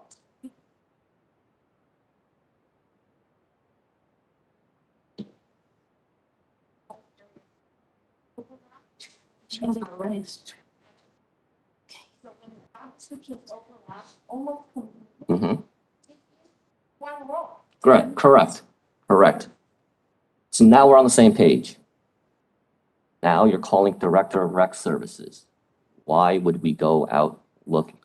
So for the purpose, why would we go out looking rather than Jamie getting another room to look out after, or another field? If we built another field, she would just have to look after another field, or what is the difference there? Why it's a new room. She's getting a new room. Her services just expanded because she just inherited a room with a pool table. Why wouldn't we just say, congratulations on the room with the pool, you can now look after kids at a certain age?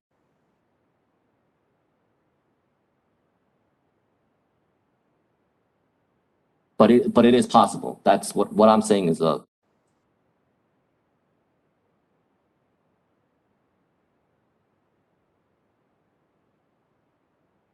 so youth center it's just a room down this way, half a block away.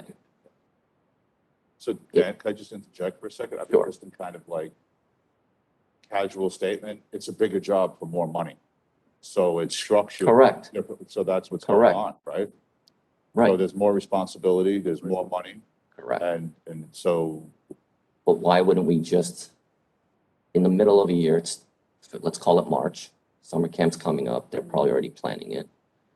Why wouldn't we give it to her for this year, reassess what the needs are? Do you know what I mean? think so, but it's hard to hear you with the screens. It's March. Right. Summer camp's probably already being planned out right now. It's probably started, well, with all realistic timing. She inherits the youth. She can now look after kids from 12 to 8 or 17, whatever the age limit is. Why would we go in the middle of the year while summer camp's got to get planned to look out for a new position? Or accept resumes in the middle of all that? So Jimmy can speak to this, but the summer camp of the youth area is already underway being planning. And there's a specific person that, you correct me if I'm wrong, we contracted with to do that, make it happen. Yeah, they have a person. Right, that's already underway. That started a month ago. Yeah. He's doing the trips right now. Not know that. I mean, we're reimagining the whole department. And so there's nothing that says our current people can't apply for this position. Yeah, no one's excluded from this role. Like I'm saying, it's a bigger job for more money. Yeah. Right? And so We're all on we the same need page on that. ordinances in order to put it all together from where it is now. It's like anything else. We do it by ordinance. And if we want them all to be together, then we need to do that. If we want to pay more money for the role, then council has to agree to do that Yes. because it's seen as a bigger job. Well, it sounds like the Go public, ahead, please. it sounds like the public that was here tonight seemed to like the idea of merging and, and I know that our colleagues who did the subcommittee are recommending merging. So, I'm in favor of that. And to your point, if the position is a different position and larger and needs its own job posting, then, I personally am comfortable acquiescing to people who've studied it longer. So. Comments from other council members? So recreation is one of the biggest resident-facing roles. So I love the fact that we took the time, and thank you to the subcommittee for putting it together to think through it. I could have missed it. I think for me, the biggest thing, when I kind of do this in my day job, I know it's not always the same. It usually starts with like, what are we trying to solve, right? So I am all for, and it could very well be here.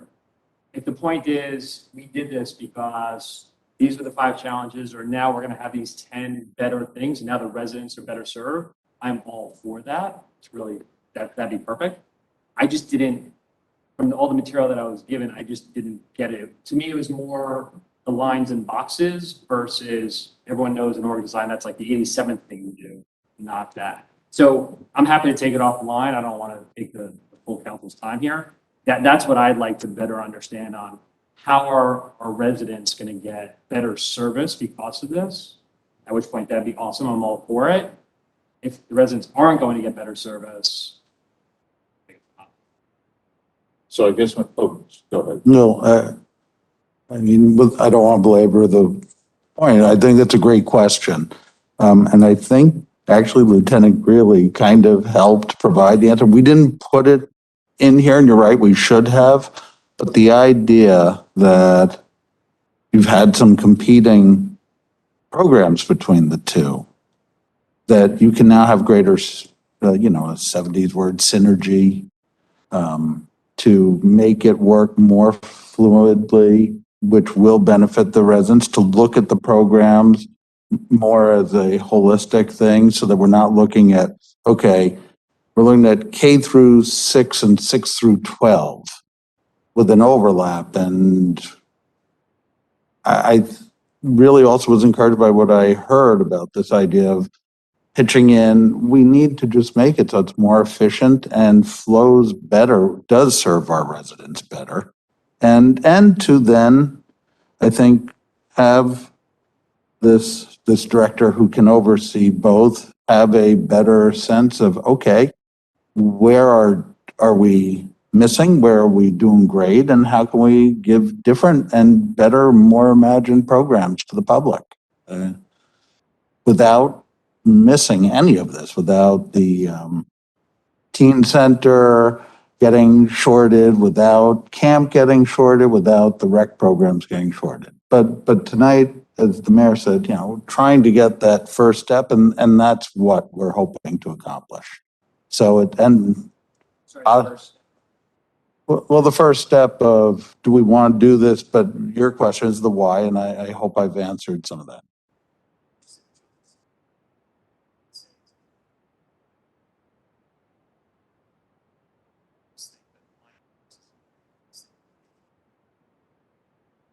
Love to see as part of this, it's gonna sound shame, but the technology can enable things. So I would have loved to expected.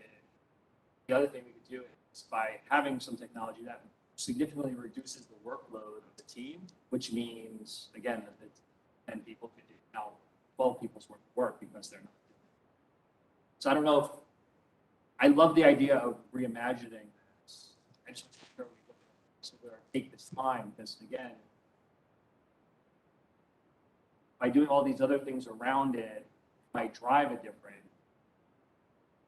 I don't know if that's something that.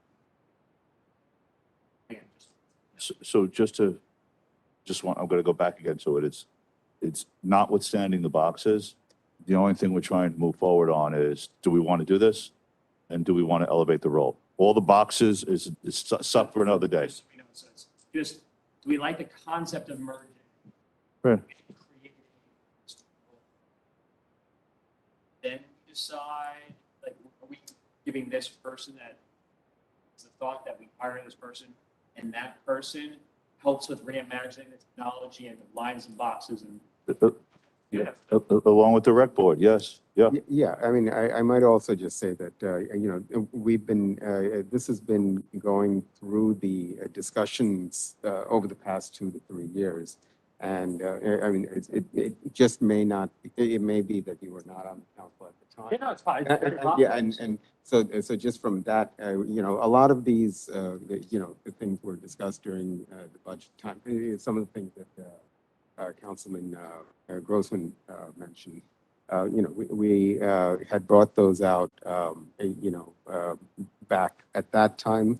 In addition, you know, we should understand, and this doesn't mean that we can't take a different approach, but, you know, probably about 98% of the towns in Bergen County in New Jersey have a recreation department that combines, that doesn't have a separated youth, you know, youth area, you know, separate structure for youth.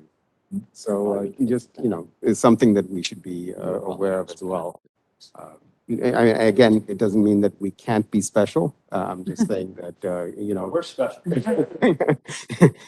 But, you know, just in this particular case, there are a lot more synergies and a lot more, there's continuity, there's an understanding from a holistic point of view of how things will run better by having one structure rather than 2 separate structures with some duplicative efforts.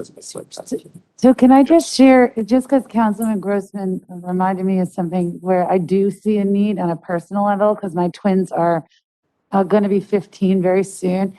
And I do remember that when I switched from using the Reckies camp and all those programs, and then they got to the age where they had to do youth, it did get more cumbersome in the sense of like, okay, well, I got to wait for the other department and like, you know, signing up through another platform. So if this helps parents like do that, but you know, just really have to say it's really one of the crowning jewels of our whole town is being able to have your children so well cared for and entertained by the very capable people who are sitting over there. That is just, I always want to say thank you, and I don't take it for granted. So if this also makes it easier for parents to navigate, then I support it. Okay, so any of the council members have questions? I'm gonna, you know, let the public, if they want to weigh in and make comments, have an opportunity. So is there any member of the public here that'd like to speak again or for the first time on this particular topic? Anybody hiding over there? No? I'd like to ask actually, Alicia, and without putting you on the spot, if you'd like any, as our head of HR, if you have any points of view, I believe you've been part of the conversations. But again, that would be an important voice as well. For sure.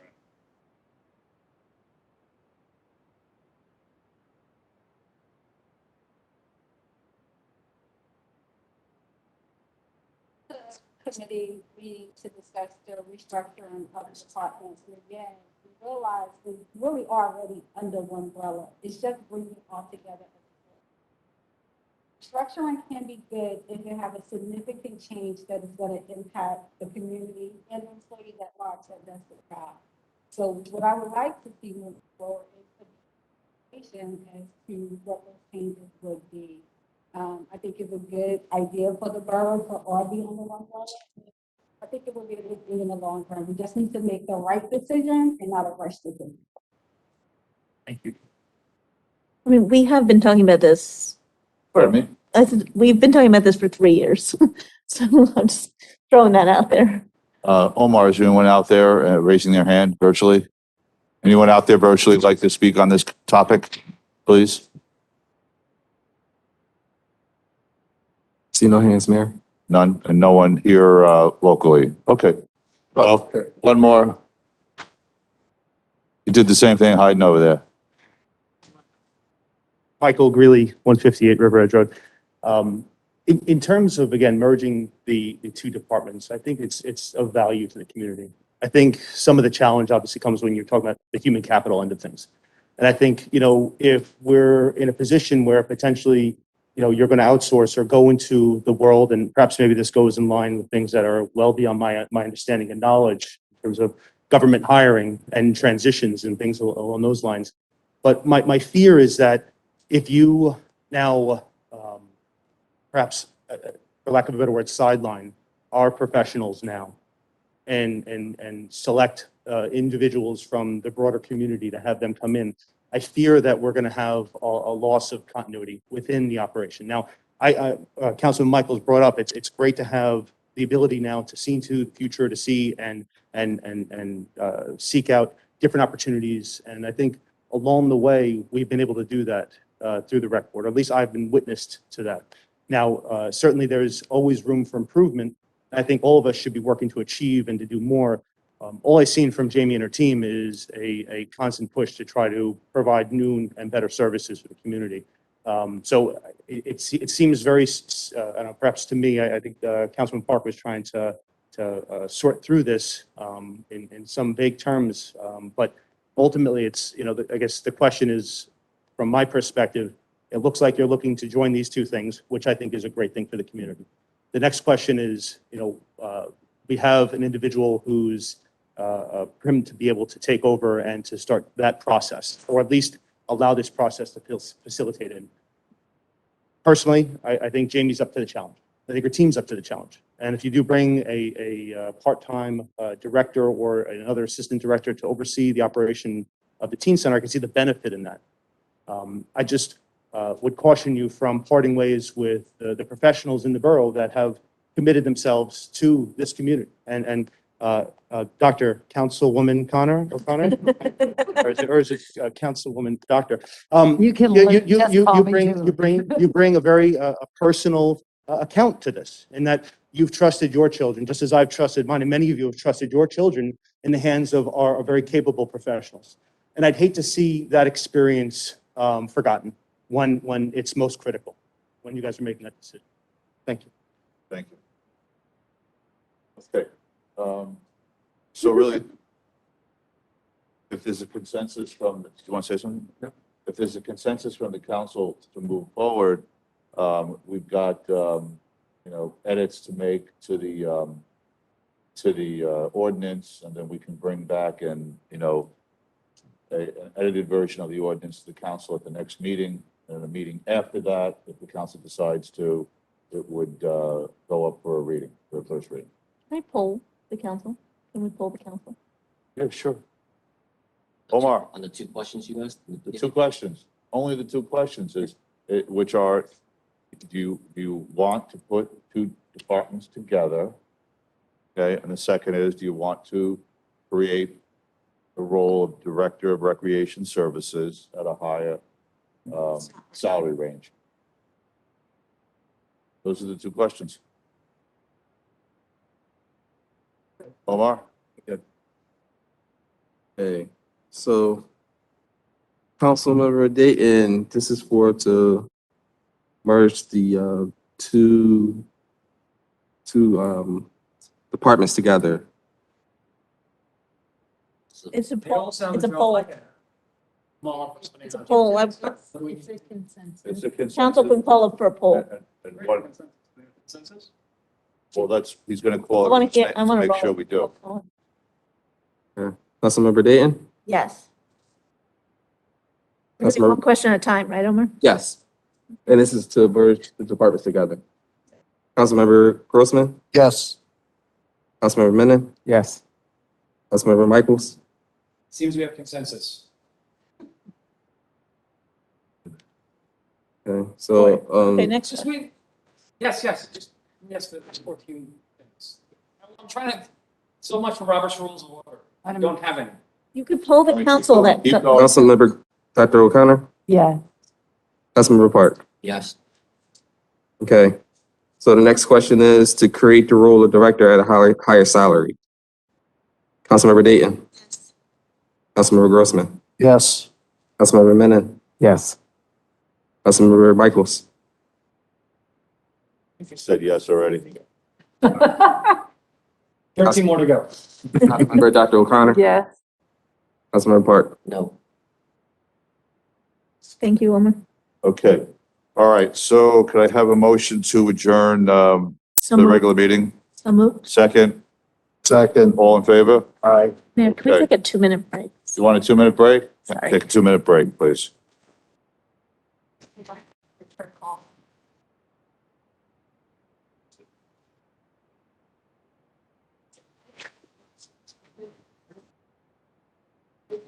Sorry. So you don't. I guess. It sounds Spectacular. What?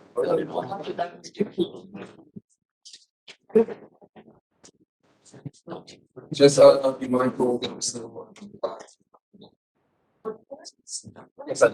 Thank you guys for coming.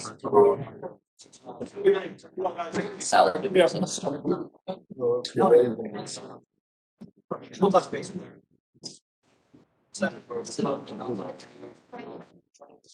Okay. This is messed up. You see, it's like this one, this is. Did the state announce a delayed opening for their state offices also? Otherwise, this looks like you're going down. Like, We can send them.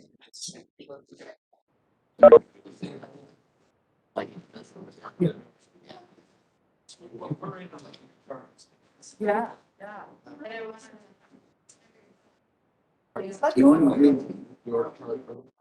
Yep. I don't know, I just got your message.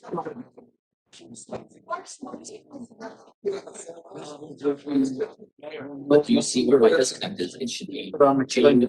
Yes, sir. You can make. Explaining her if you like. Renaming this department. But in this,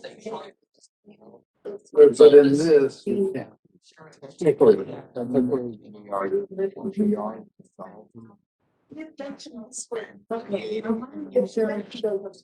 That's why. Okay. So that's what I want to ask You're you. not, you're renaming, you're not solving anything. Second of all, 11 a.m. with Borough Hall here? Okay, that's fine. Whatever's safest. Maybe I could have an email about, yeah, super, like, you're talking about rec and stuff, but, Christine wants to make sure that we, in front of subcommittee, know that this is That's the exact, new no, grant. that's exactly what I was talking about. It is actually. But this is The one, 5.9 million. Like, For community grants, there's a Exactly what I'm part talking about. for, and it's on March 14th. May. Sometime in May. Do it for it. That's what I'm saying. They mentioned the one. Yes. The DC, whatever one. No, I know what you're talking about. There is a DC festival. Yeah, that would. Yes. Yeah, not, I told And her then that's this. Fall. Yeah. Yes, that's for basically the least important. Everything else was much more important. I specifically asked So let's about. talk about what the council, while you stepped away. Right, Right, so you got the 1.1 million. Yeah. Right? Why would it be different?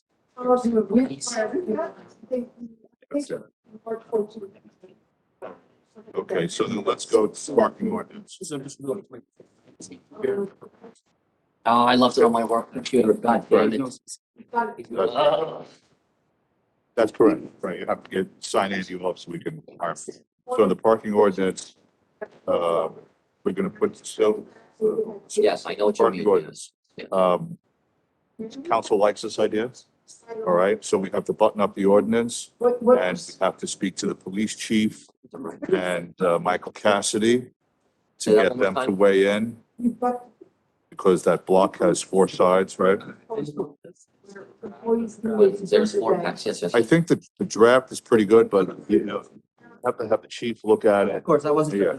And then I think probably yourself, the chief, and Wendy, the 4 of us should go on a conference call to talk about this, okay? But the council wants, they like this idea, and you're gonna communicate with Rachel, DeSoma, because to give her, we're gonna get her input. On the McCandless room, we've got, we got feedback from the team on, this feedback here. And I don't think. this is kind of, It said by March. kind of the challenges to making it happen. What we really want to see is how to make the plan. What do we need to do to make it work? Okay? And so if the issue is, well, we have to charge a fee to cover the overtime for the cleaning, and then let's identify how do we make it work. We're ready to get started. All right? Okay? All right, Yes. Let's get started. let's go. Julie, Dan, They're out. let's get back. Would you grab them on the way over? Would you mind? We're ready to get started. Who's our sergeant at arms? Let's get them back here. Omar. Can we appoint somebody as sergeant at arms? I mean, get everybody. I had a sergeant at arms in my fraternity. It was awesome. I'll go get Julie, stay here. him. As soon as we have a quorum, I'm going to start. We have quorum. We have quorum now. Okay, Omar, can I start? I'm going to get started right now. So we're ready. Okay, all right. Christine, we're starting. In compliance with the Open Public Meetings Act, PL 1975, Chapter 231, the notice requirements have been satisfied. The meeting dates for the year are confirmed at the annual meeting, are posted on the public bulletin board in the lobby of the municipal center, and published in the record within the first 10 days of the new year. Salute to the flag. Pledge allegiance to the flag. States of America, to the republic, stands one nation.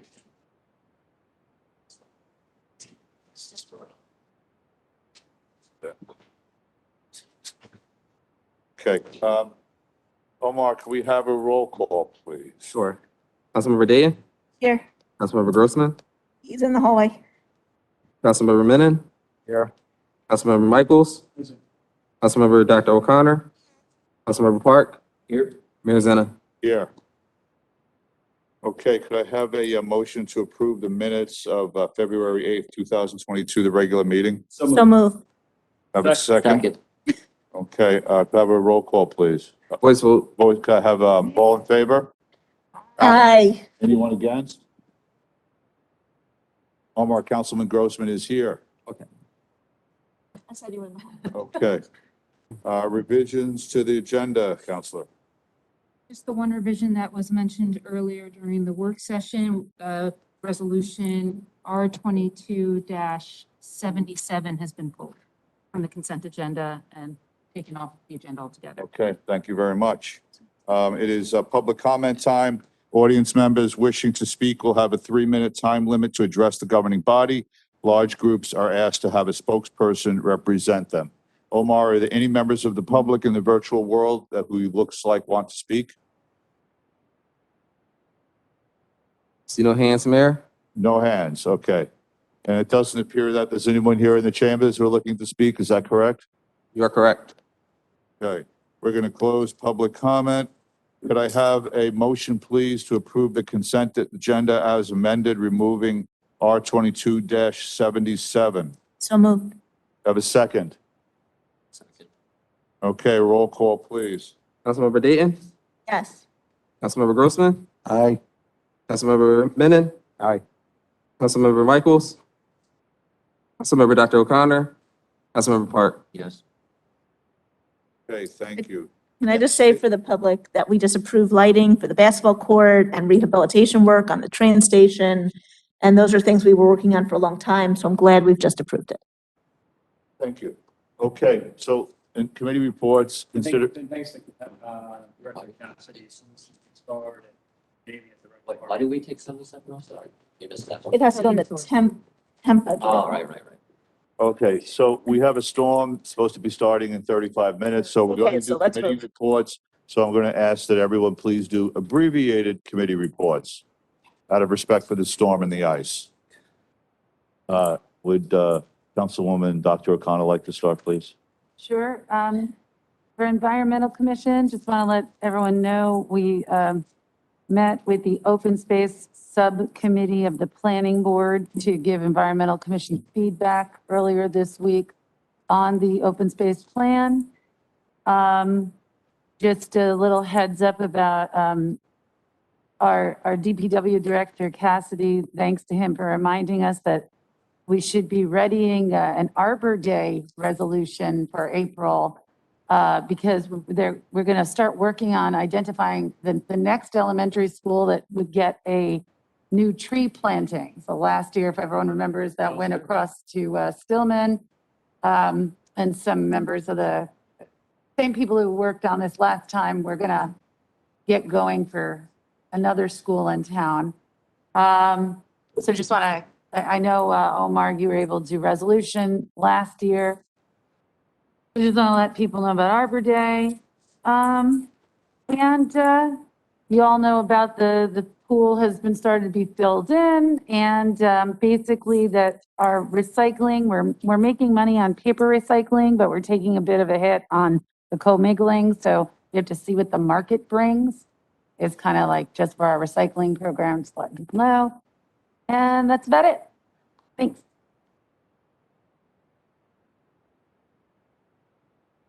That's it? Yeah. Okay. You want me to add that?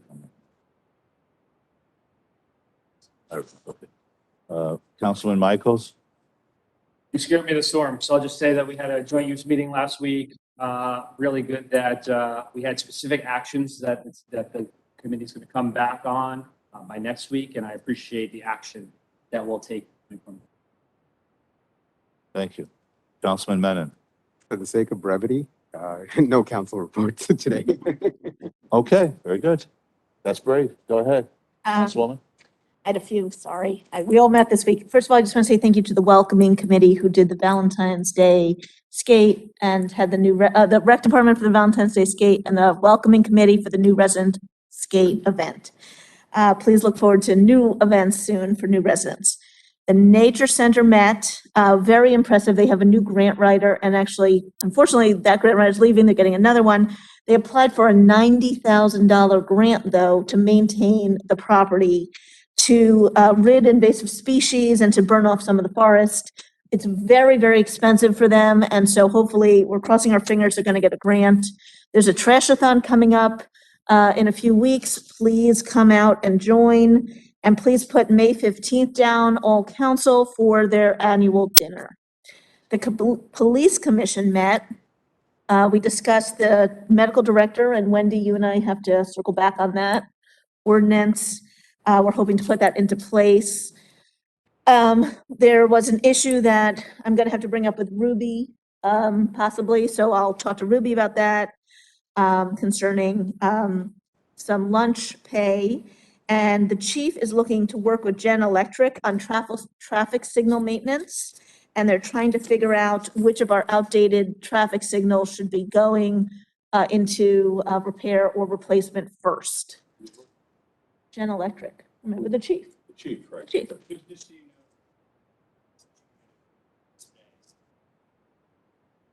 Back to them.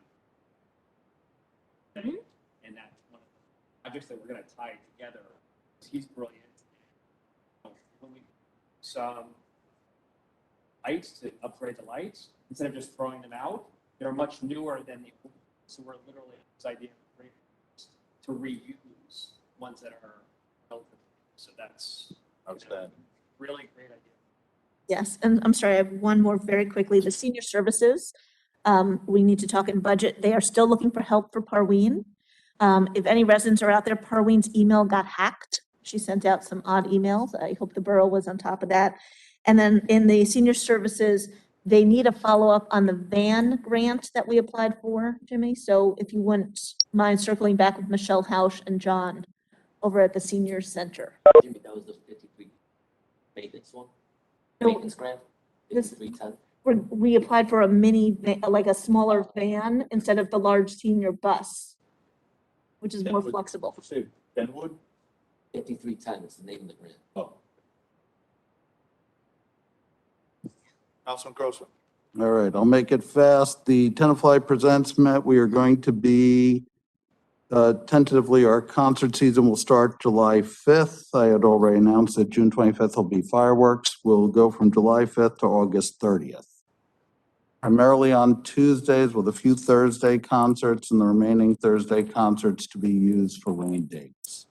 The planning board met last night. They voted to send to the council approval of the assisted living / Clinton Inn on Dean Drive. So we will be looking for that.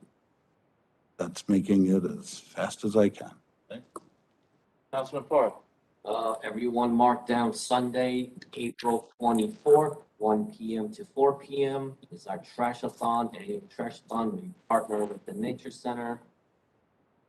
With the date. First 50 people there will get a goodie, so get your calendars. That's it. Okay, thank you.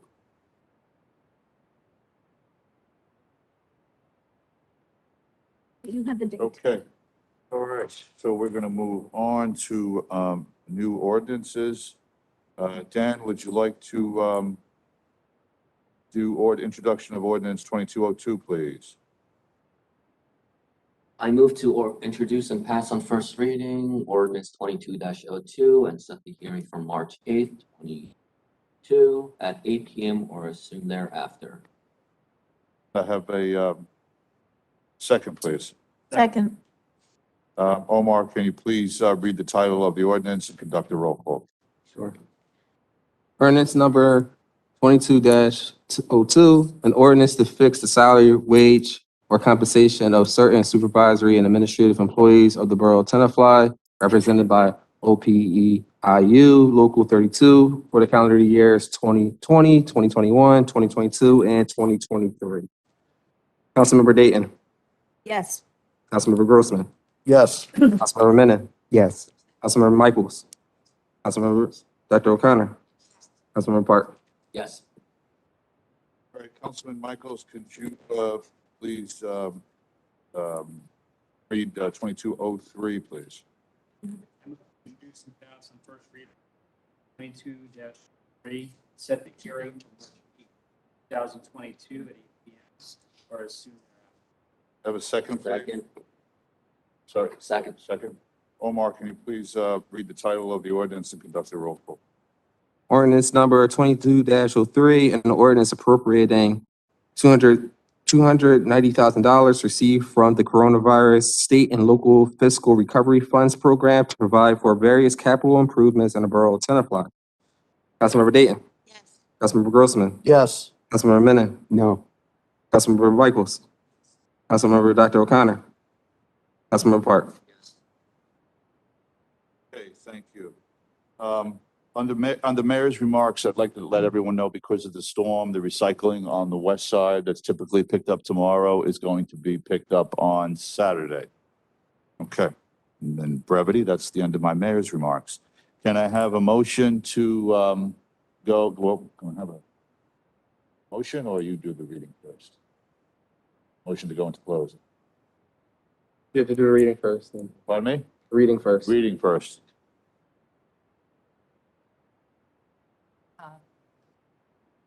Yes, please. Resolution R 22-86, at a regular meeting of the mayor and council of the Borough of Tenafly, County of Bergen, State of New Jersey, held on February 24th, 2022. The mayor and council of the Borough of Tenafly has deemed it necessary to go into closed session to discuss certain matters which are exempted from the public. Be it resolved in compliance with NJSA 10:4-12, the mayor and council of the Borough of Tenafly are going into closed executive session to discuss the following: collective bargaining, the PBA outside duties. Minutes will be taken of the meeting and released to the public at the time that the matter is resolved. Have a motion to go into closed. So moved. Second? Second. All in favor? Aye. I do the same thing I told you that I never would. I told you I changed.